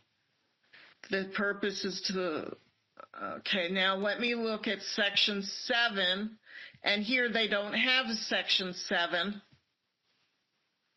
Let me look at section. Because you're adding it. Does making an addition. Yes, okay, so we want to add a section 7, but they're telling us, sorry, because it's hard for me to look at 2 things at once. So they saying we cannot, this section cannot be changed. Does adding additional content count as changing? I guess not. That's my question too. Because it says this direct language was already approved by BONC, and it's a uniform policy for board member censure.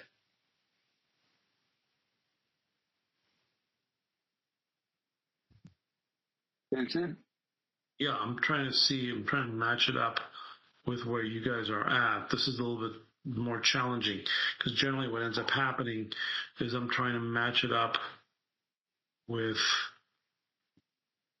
what you have. Section 8, censure, we were adding an item 7.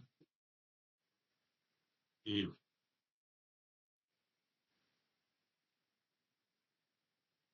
Do something here.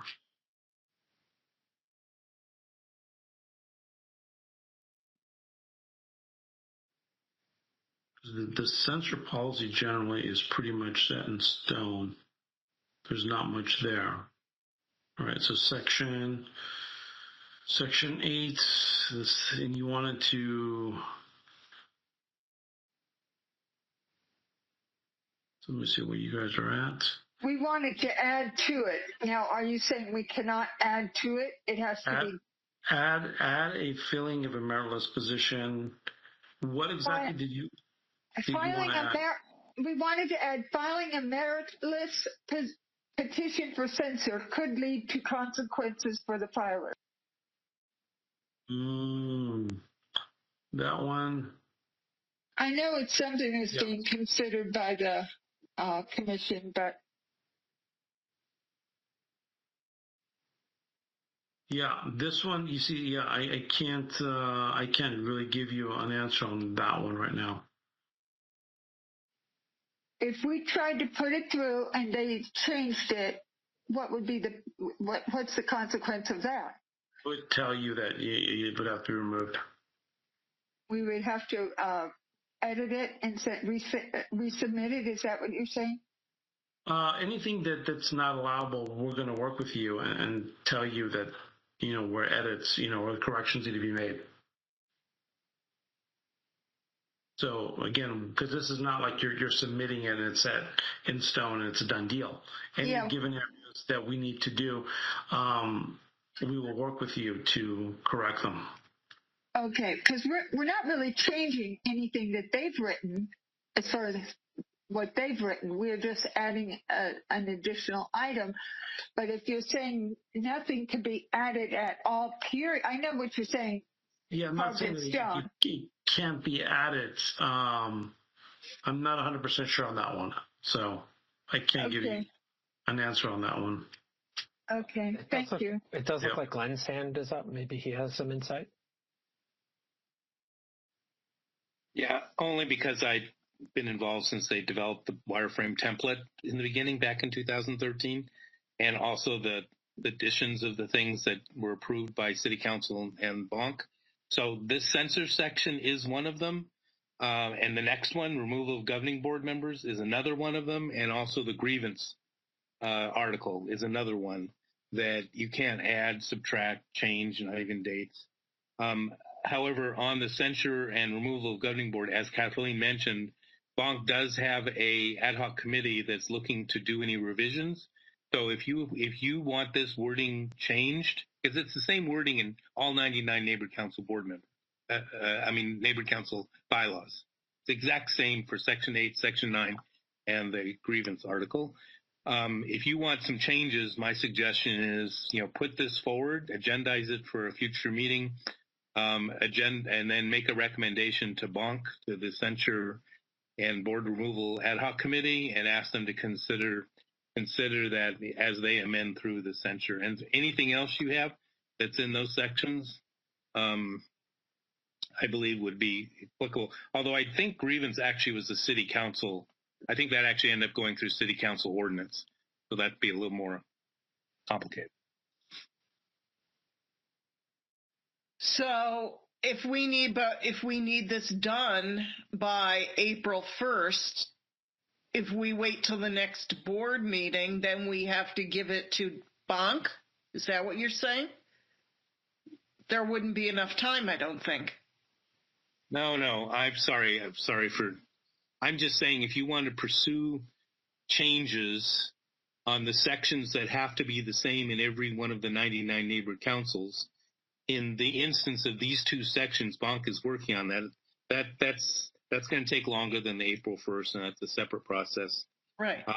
But at such time as Bonk changes the wording for censure and or for removal, once they take that action, it'll be, it'll be automatically updated in all of 99 neighbor council bylaws, whether you like it or not. I mean, that's how it got there to begin with, and that's what'll happen if they make any changes. So if we kept this in, Glenn, are you saying we should submit this to Bonk for their approval, or what? In other words, no, they're not going to change it just for you. This is standard wording for all 99 neighbor councils. What I was saying was, you've got an idea here, and there's a way you can pursue it separate from this bylaw amendment process. In my experience, if you move this forward as a bylaws amendment, like Vincent said, they won't include it because it's not part of the standard language. You can put it forward, and but just know the department's job to make sure that these template wordings that are required are the same in all 99 councils. Thanks. So should we leave it out or leave it in? You're saying if we leave it in, it'll get thrown out anyway. In my experience, but I'm going to defer to you and Vincent. I just want to express based on my 12. When you look at the censor section, and there's notes that are highlighted in gray, I'll read them out to you word for word. This section cannot be changed since this is direct language from the Board of Neighborhood Commissioners, Bonk Resolution, Uniform Policy Number. So cannot be changed. I'm going to interpret that as there's no changes allowed for that.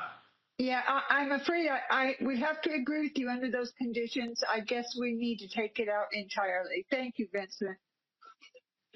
And then we can suggest it to Bonk at some point, possibly. I've taken it out on the word on the document I'm working on. On section 9, you'll see the same thing. There's a few sections that they can't be changed. Section 9, which is removal, and then we also have let's see here. I think it's the grievance policy. So do you want to? We're taking it out, and let's go up. Let's see. Sam, can you move up so we can see the next one? You mean move down? Yes. Okay. I don't see any other changes. Let's just section 10. Section 10. Okay, resignation. Let's look at your guidelines. Section 10, resignation. It's in red, so I guess you can't make any changes. Section 10, okay, the resignation. So that means basically section 10, you can't take that out. So you got to keep that in there. Board member resignation must be submitted in writing to an executive officer, and should include the secretary. Any member of the board who ceases to be a stakeholder, submit a resignation. What were you looking to do with that? Let's look at that. We wanted to notify and also submit in writing. So we added notify and also submit in writing.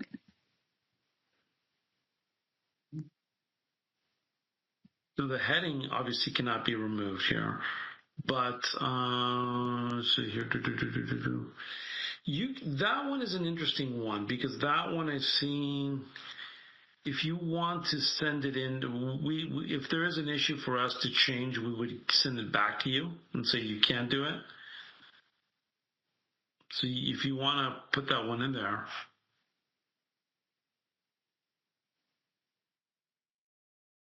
Okay, so let's leave that one in there, Joel. Yeah, I thought we said verbally notify, but that's okay if you don't want to make that change. We're going to leave it in for now. Okay,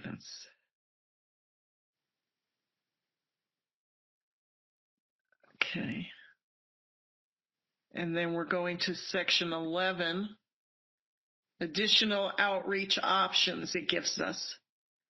So right now, the council should direct that a system of outreach be instituted to inform stakeholders as to the existence and activities of the council, including its board elections, to find future leaders of the council, and to encourage all stakeholders to seek leadership positions within the council. So there was an error, Vincent, on it should be committee members, and it just said with the president or other outreach committee member, and it should be members. Nice. You're saying it's just a grammatical issue? Mm-hmm. Okay.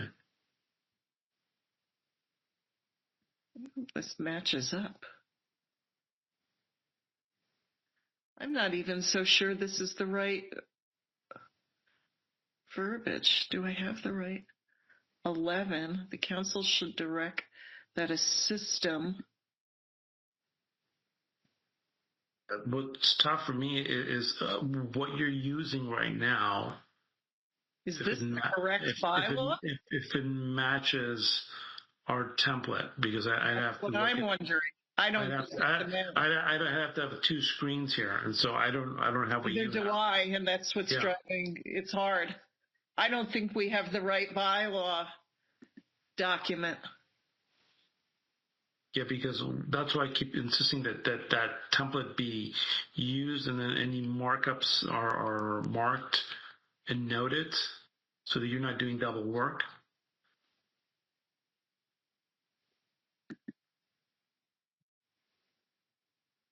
Well, wait a minute.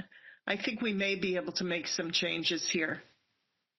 Yeah, because I don't have 2 screens either, and it's very hard. So I could read it out loud, and somebody could look, or somebody could read it out loud, and I could look at the copy and see if it matches. But I don't think it matches at all. So we don't have the right bylaws on our website. Community outreach, section 11. Community outreach, on our document that we had, I took the bylaws that were in our, I can't move this, I think they're dated, but I took the bylaws off of our website. But I don't think they match. Right now, the one we changed, section 11, starts with community outreach. The council should direct that a system of outreach be instituted to inform stakeholders as to the existence and activities of the council, including the board elections, to find future leaders of the council, and to encourage all stakeholders to seek leadership positions within the council. This is the same I have. I think this is the correct verbiage. And then at the bottom, that last sentence, outreach should be undertaken at public events and shall be coordinated with other coordinated by the VP of outreach, which we added, the VP of outreach, along with other neighborhood councils. That's what I've got. I don't know what you're looking at, Janice, but that's what I've got. Now, right before that sentence, it says the council shall maintain a website presence. Do you see that? That is not under the one that Vincent just sent me. But Vincent, it says additional outreach options in yellow. But this one doesn't match the one we have. That's what I'm saying, because when you send it to us, we're going to want it in that template that we sent to you, that I just sent to you. Okay. Not this one that you have on the screen, but the one with all the colors. Yeah, that's because what we're going to want. Yeah, this doesn't match ours, because this talks about homeowners associations, neighborhood watch, chamber of commerce. That particular paragraph does not match our third paragraph in section 11. I'm sorry, I've got my hand up, but excuse me for interrupting. Janice, what I suggest is send out that to us, and you and I and Joel can have another meeting. And then we can have a special meeting if necessary for the board to go over everything, because it looks like we're not working with the same document. Yep. I never saw that additional document either, Vincent, for some reason. Okay. So It was sent by Empowerly. Let me send it to the board right now. Okay. Yeah, so, Thank you so much. It also has the instructions. Let's go off of that because that's what we're going to need anyway. So, yeah, that would be the best path. Okay, thank you so much. Janice, do you agree that we should perhaps table this and you and I and Joe can work on the other document? Definitely, because things aren't matching, so we can't do it like this. Okay, thank you. And I'll send out the few revisions that I've made. No, Joe, don't do that because I don't want to confuse everybody. You, Kathleen, and I will meet again. Just hold that document so we can compare it to the new one, because otherwise we're going to have so many documents we won't know which is which. Okay. But keep track of it so we know what. Yes, you keep track of it. Yeah. But I don't want, because now I've got so many, and it's the same with the standing rules, because I asked Vincent about this a long time ago. The standing rules were never finalized. So, okay, we're going to go from there. Also, I've changed the footer date. Okay, great. If you look at the footer, the date is 22. Great, and then thank you. And then you could put the date for, we don't know what the special meeting date will be. Never mind. Yeah. I'd just like to flag very quickly that it is 9:30 and we still have a good chunk of business to get through. So I don't know. I want to make sure that we get through everything today. Okay. Thank you, Sam. Yes, that's why I suggested we postpone this. Thank you. Okay, so F we'll just discuss in the next meeting also, so we're going to table that.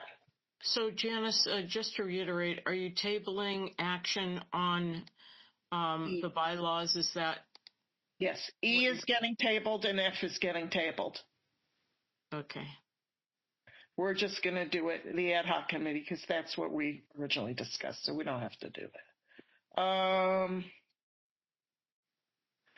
Can we hold off on the budget advocates committee reps?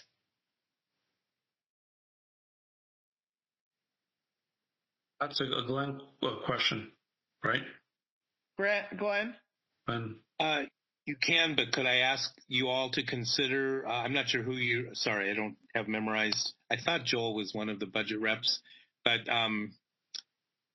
if you have two budget reps who are still currently involved, great. And if you want to make changes, you can do that anytime. If you don't, we can have a conversation about what the responsibilities are. They're pretty minimal. The point of contact, we can have that conversation. So yes, you can put it over. Is anybody right now, do they know if they agree to be a budget rep? Joel? I think I'm by default. And I think you are by default. Yes, the two of us, if it's nobody else. I just don't remember if... Let's table this and... Okay, so Pat, we're going to table G. Okay. Let's table H until the next meeting. Are we okay with that? Talking about a board retreat. I'll actually, in the meantime, get information from Vincent. This way we can reduce that by a step. Okay. So let's see, discussion on new agenda template. Okay, I'm going to... We don't need to discuss that. I'm going to send you an email if anybody has any questions, but I'm going to ask Vincent a few questions. Then I will get to everybody on the committee templates. So we'll table. We already did 4 agendas with the 707 template. Yeah, that's okay. Yeah, I think it's okay. Yep. Okay, so we're going to table I because I want to ask if they can make some changes to their template. Okay. So let's go on. Does anybody, I don't have any executive committee reports. For public safety, I have to make the changes. Jeff Diamond is now the chair.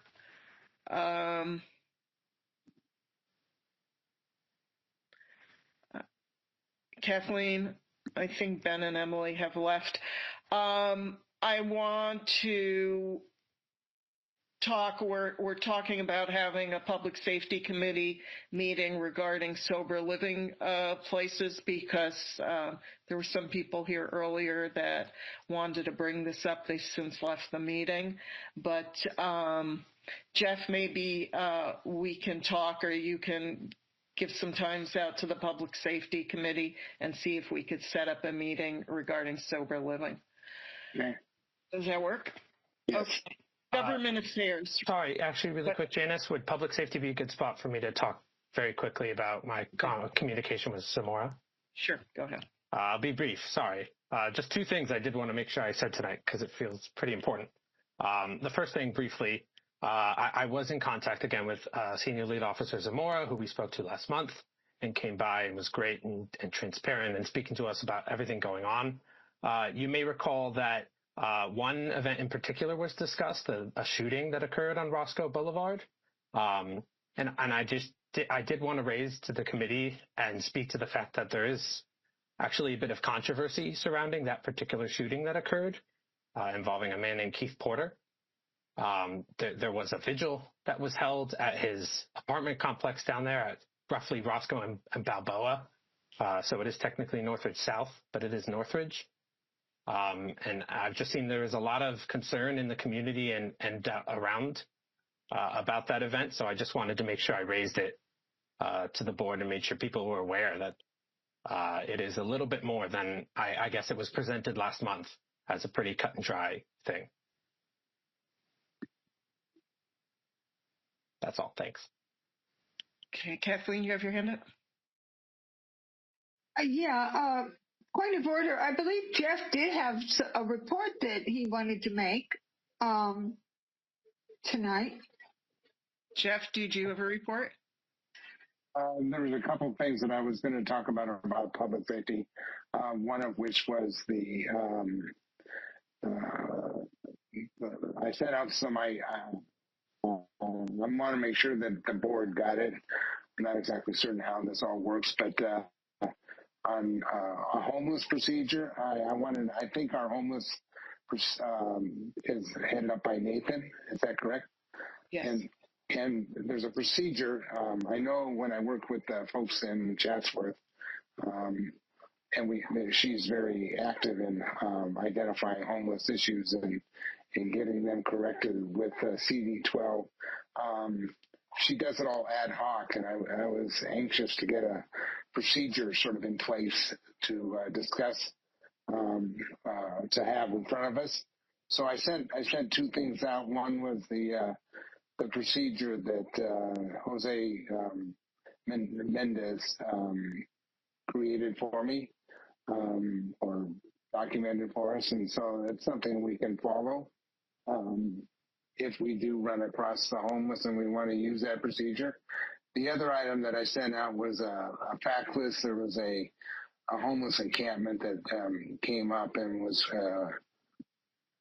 Councilman Lee's office with LAPD and others removed, but there's that generated from Matt Smith a fact list, facts list about homeless issues, and I sent that out for people's awareness.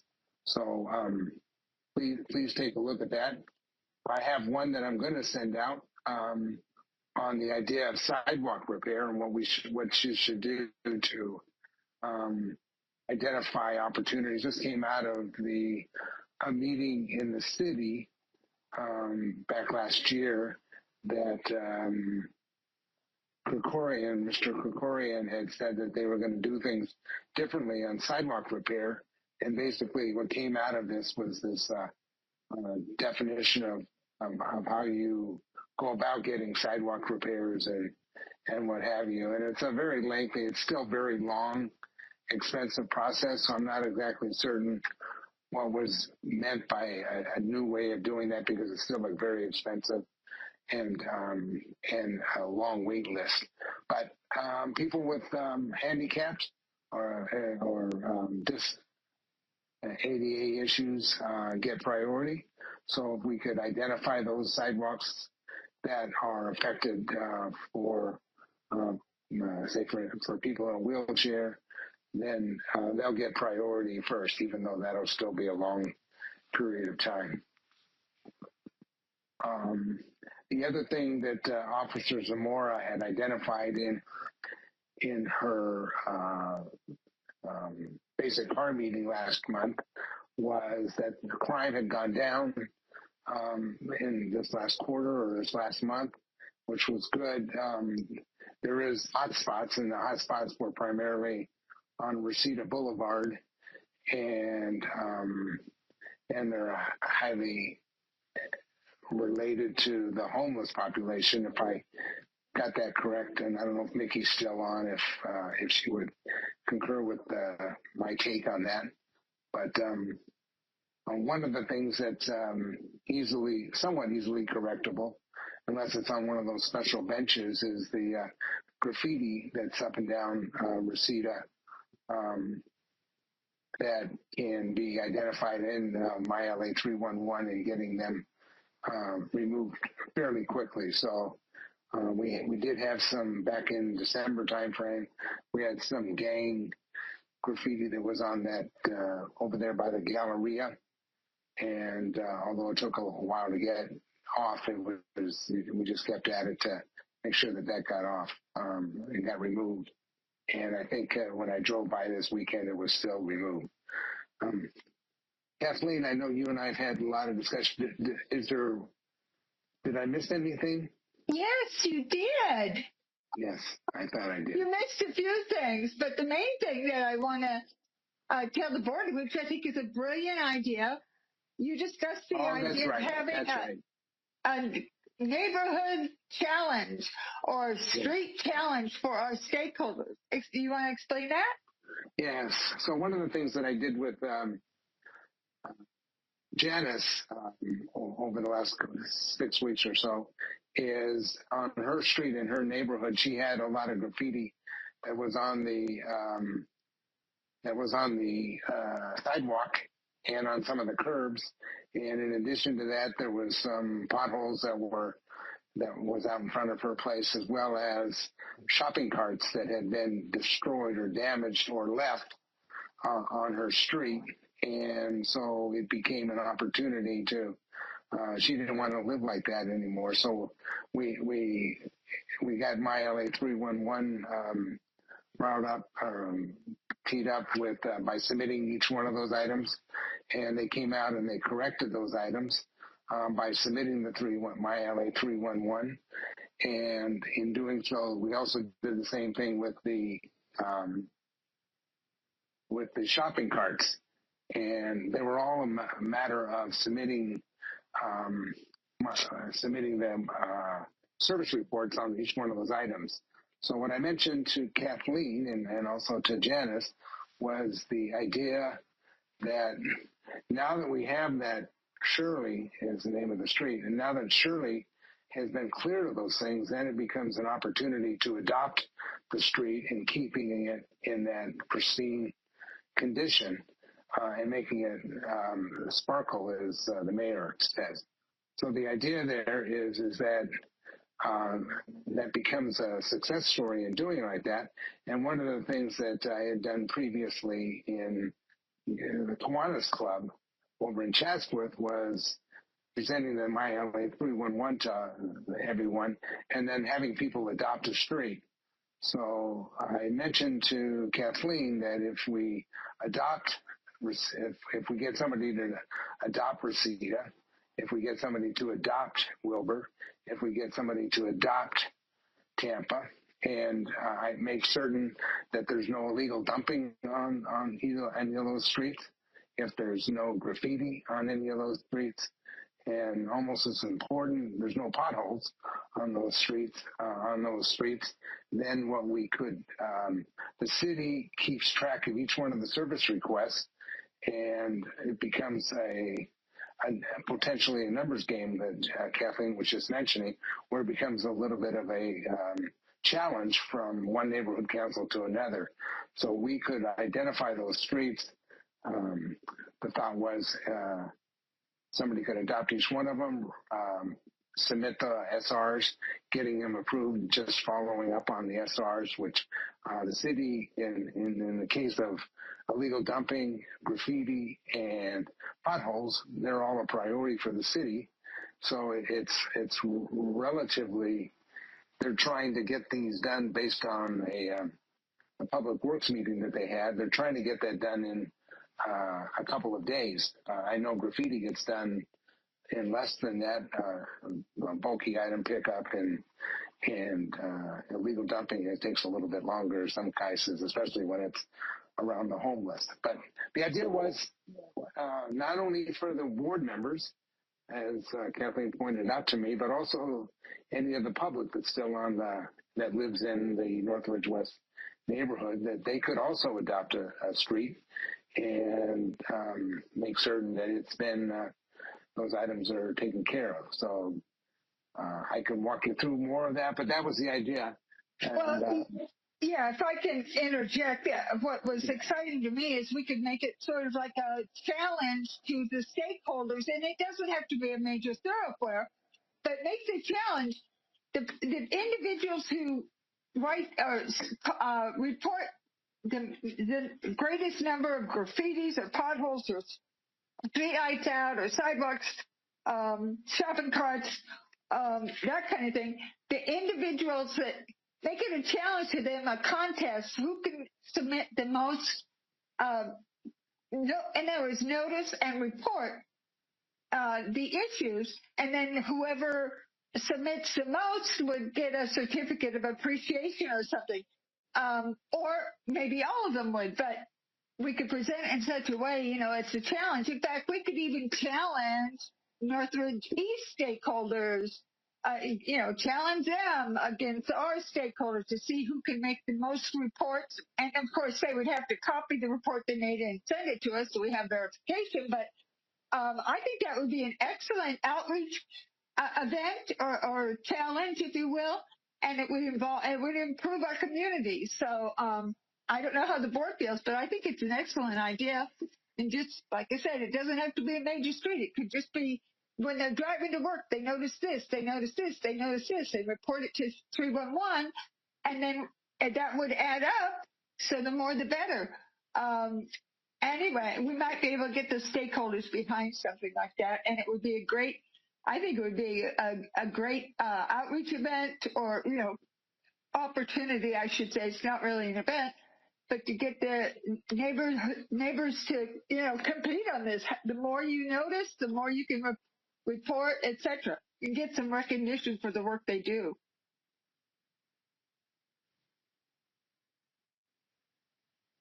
Sam, you have your hand up?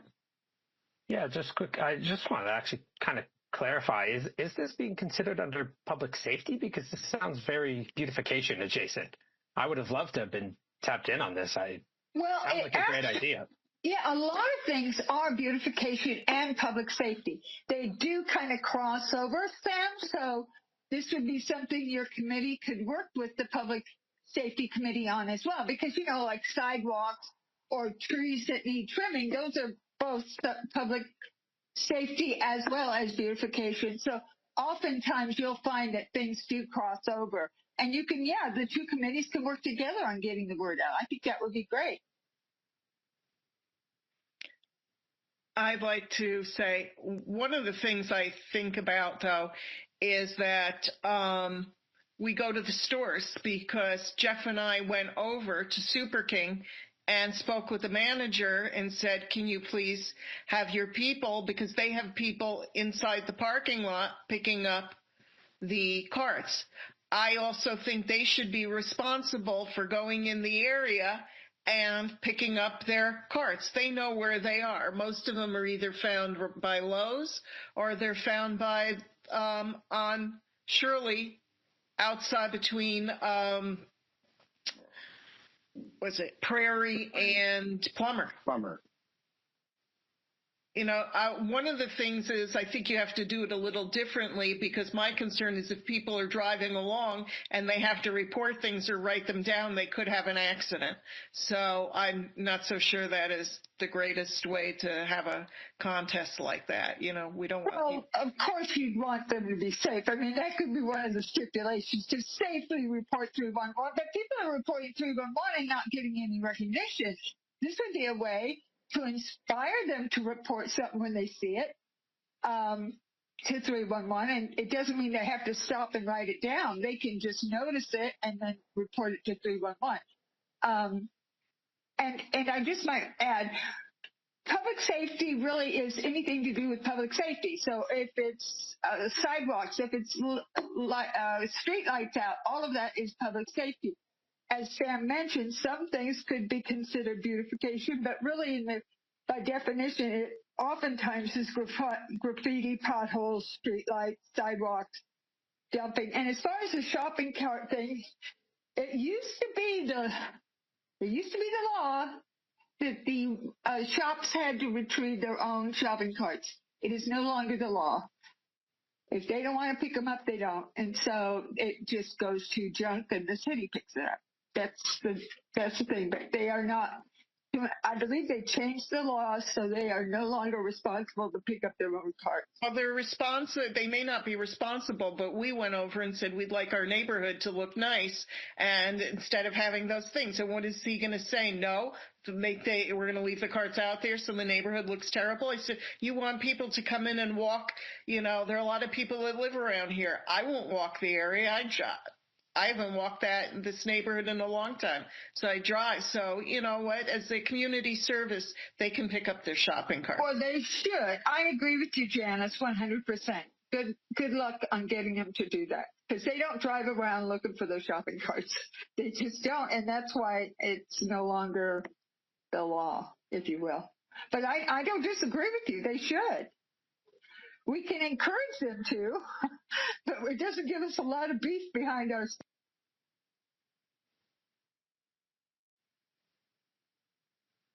Any other comments from the public or the board?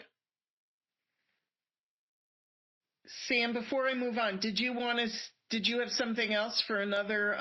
I do about homelessness, so we can talk about it when we get there. But I see Vincent also just raised his hand. Yeah. No, I'll be last. I'll be last. Okay. Yeah, I'll wait for homelessness, especially because Nathan's not here. I could sort of stand in. Okay. Government affairs, Richard. Yes, that's the last Northridge West Neighborhood Council in a month ago. We've had 4 weekly legislative reports, and there was no council file in it that appealed to us concerning our stakeholders, and no one contacted us concerning a topic. So we didn't have a government affairs meeting. So please, if there's any new topics for us to discuss and bring to the general board meeting, let us know. It's me, Richard Young, Crystal Sims, and Sam Dully.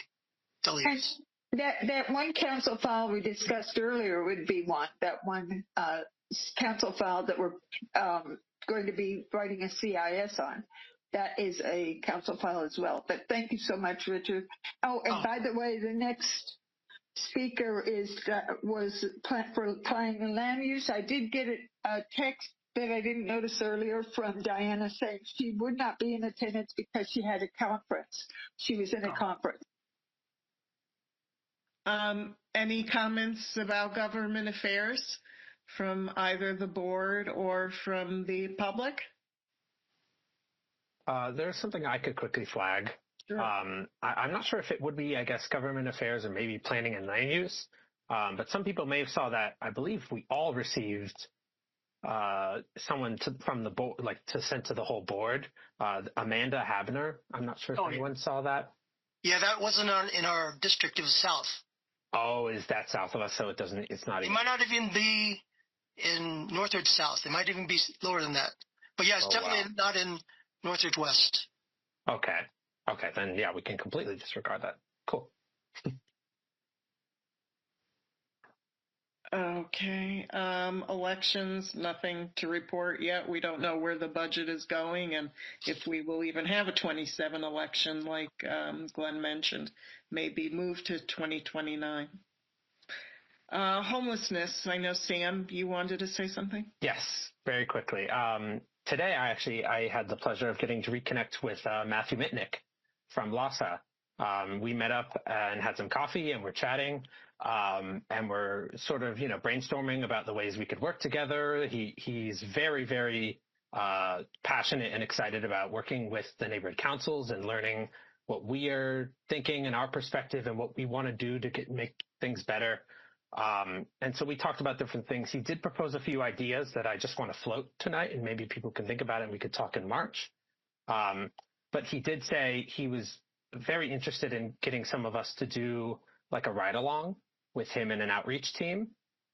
So maybe several board members would come and get to kind of see what they do, see, how they interact with the people who are living out on the streets, unfortunately, and also a chance to check out a shelter he would be able to take us to and give us like a little tour. And I thought that was very interesting. And so I just wanted to forward that. And he is also very actively thinking of new ways to participate. And so I think if you have any thoughts or ideas, definitely reach out to him because he's itching to help.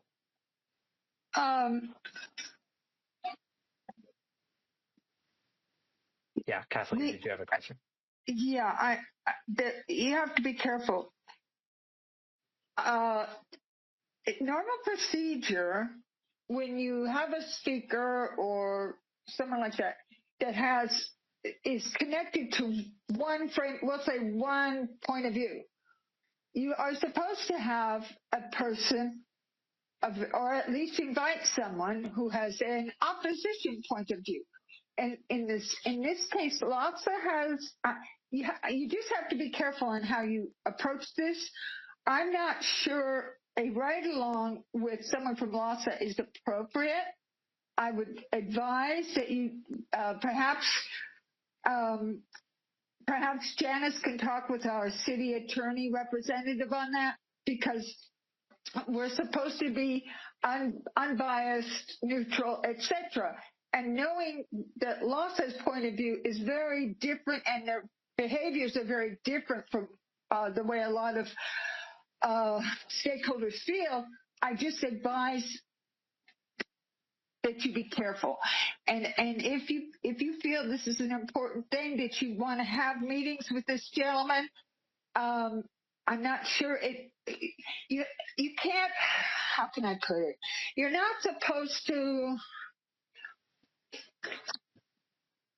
perhaps you and Janice can get together on what your goal is on this, because for our community, for our stakeholders, you're supposed to be able, and something as defined as LASA, you're supposed to have someone who has perhaps an opposing point of view or a different point of view.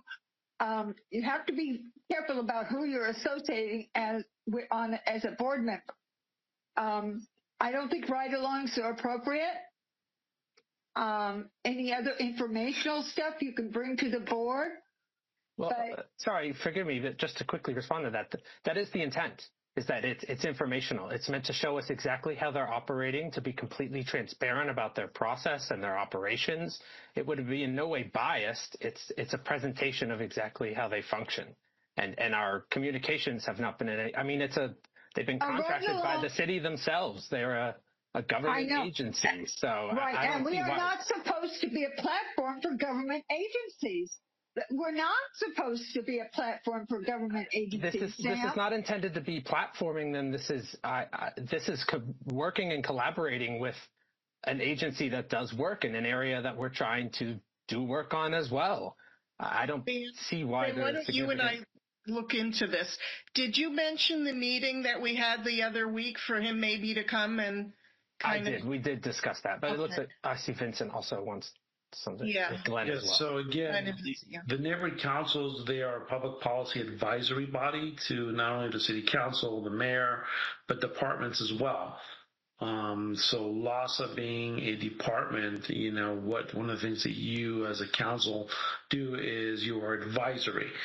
So I don't see that there would be a conflict because, I mean, you're not going in there with a bias or anything, but rather trying to get information and trying to be advisory. If there's any issues and you'd like any kind of legal review, I can also reach out to our city NCAD attorney.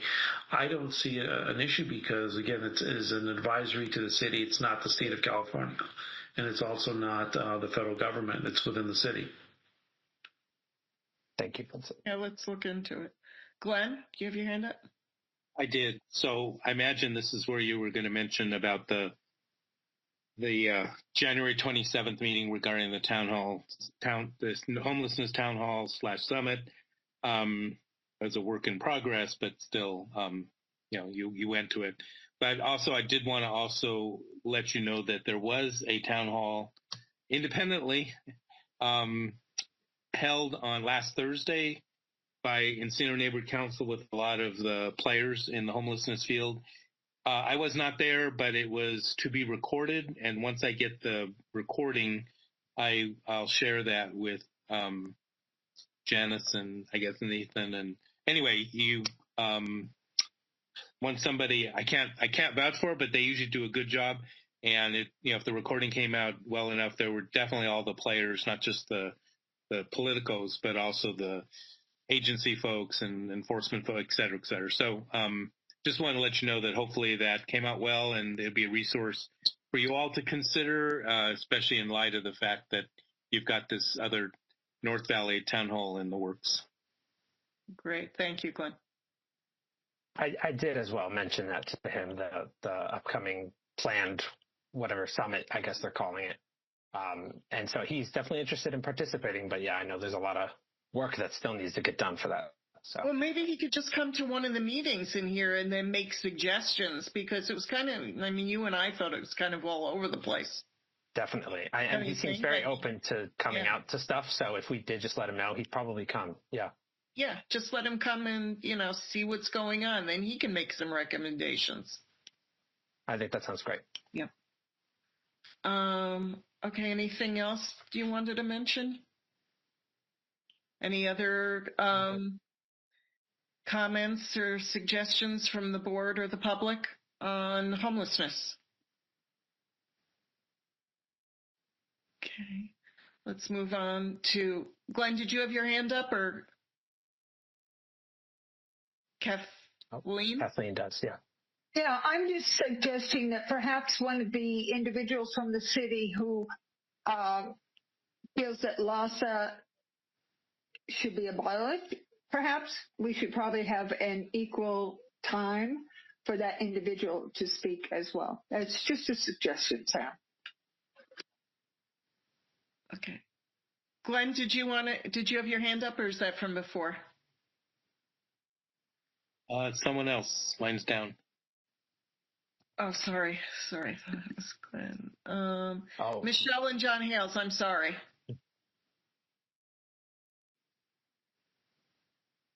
Hold on, let me allow you to talk. Okay, go ahead. You can speak. Go ahead. Okay, can you hear me okay? Yes, sorry about that. Excellent. I just want to feed into this topic. Last month, the discussion of Northridge East and Northridge West in regards to doing the homeless count interested me considerably until I went to the Northridge South meeting and I asked them why they weren't, involved with the count, the homeless count.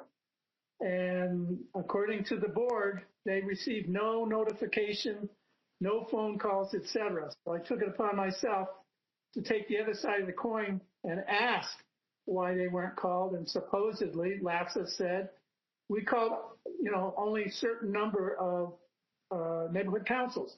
So I wanted to share that with you, that there was no input from Northridge South to the homeless count. And we have a huge areas that have a considerable amount of the homeless that are living on the sidewalks, et cetera. But I wanted to share with you because of the concern for LAFSA, which I agree with, but all the information that I got back was, oh yeah, we called, And according to Northridge South, they received no phone calls, no inquiries, no emails. Thank you. Thank you.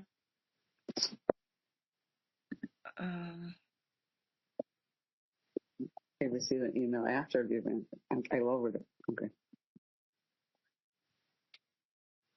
Okay, let's move on to beautification. Sam, Yeah, you again? right back to me, yeah. Yeah, we haven't had a chance to meet yet, unfortunately. I wanted to try to put together a meeting in January, but the month really got away from me. So hopefully this month, probably towards the end, because I'll be briefly away for a little while. But I'm going to try to set something up for this month. I would love to discuss what we talked about briefly earlier, what Jeff was saying. That whole idea sounds really great. I think we could totally tie in with public safety and do something with that. I know we've also talked, there's still the issues of the topiaries, as well as talking about doing some brush abatement. I think those will be big points of conversation. I know Jeff did some outreach as well to, I'm blanking on the guy's name, but the homeowner who is operating his own private topiary. I know we've reached out and gotten some thoughts from him, and he has some good ideas and perspective on all that. I would say I personally do think we should really look at doing something for brush abatement, like putting away a bit of money or something to get started. I think that's really important, especially what we were hearing earlier from the LAFD about there being some fires despite all the wetness and all that. So I'm hoping those will be our big talks of conversation. But as always, if anyone thinks of anything, please let me know. Any questions, comments from the board or the public for Sam, Beautification Committee? Sam, I have a question. Yeah. Are you going to look into that budget thing for the abatement and work with CD12 to see if I can help? So we can get the rebate. I'd love to do that. I think I'll try to reconnect as well with Porter Ranch, because they do a ton of work, I guess, with this. A lot of their yearly budget goes towards these projects. So they definitely have recommendations on like the teams that you should get out and sending it into CD12. And hopefully I know that they are usually very good with that rebate and the matching process. So yes, definitely. I think we will be looking into that for sure. Yeah, because like you, I'm concerned about that and the fires. And luckily we are going to have some rains, because they said today, I heard on the news that if we hadn't had any rain this month, we could have had problems in March. So this is going to be very helpful. So Kathleen, you have your hand up? Yeah, thank you. Any other ideas coming up from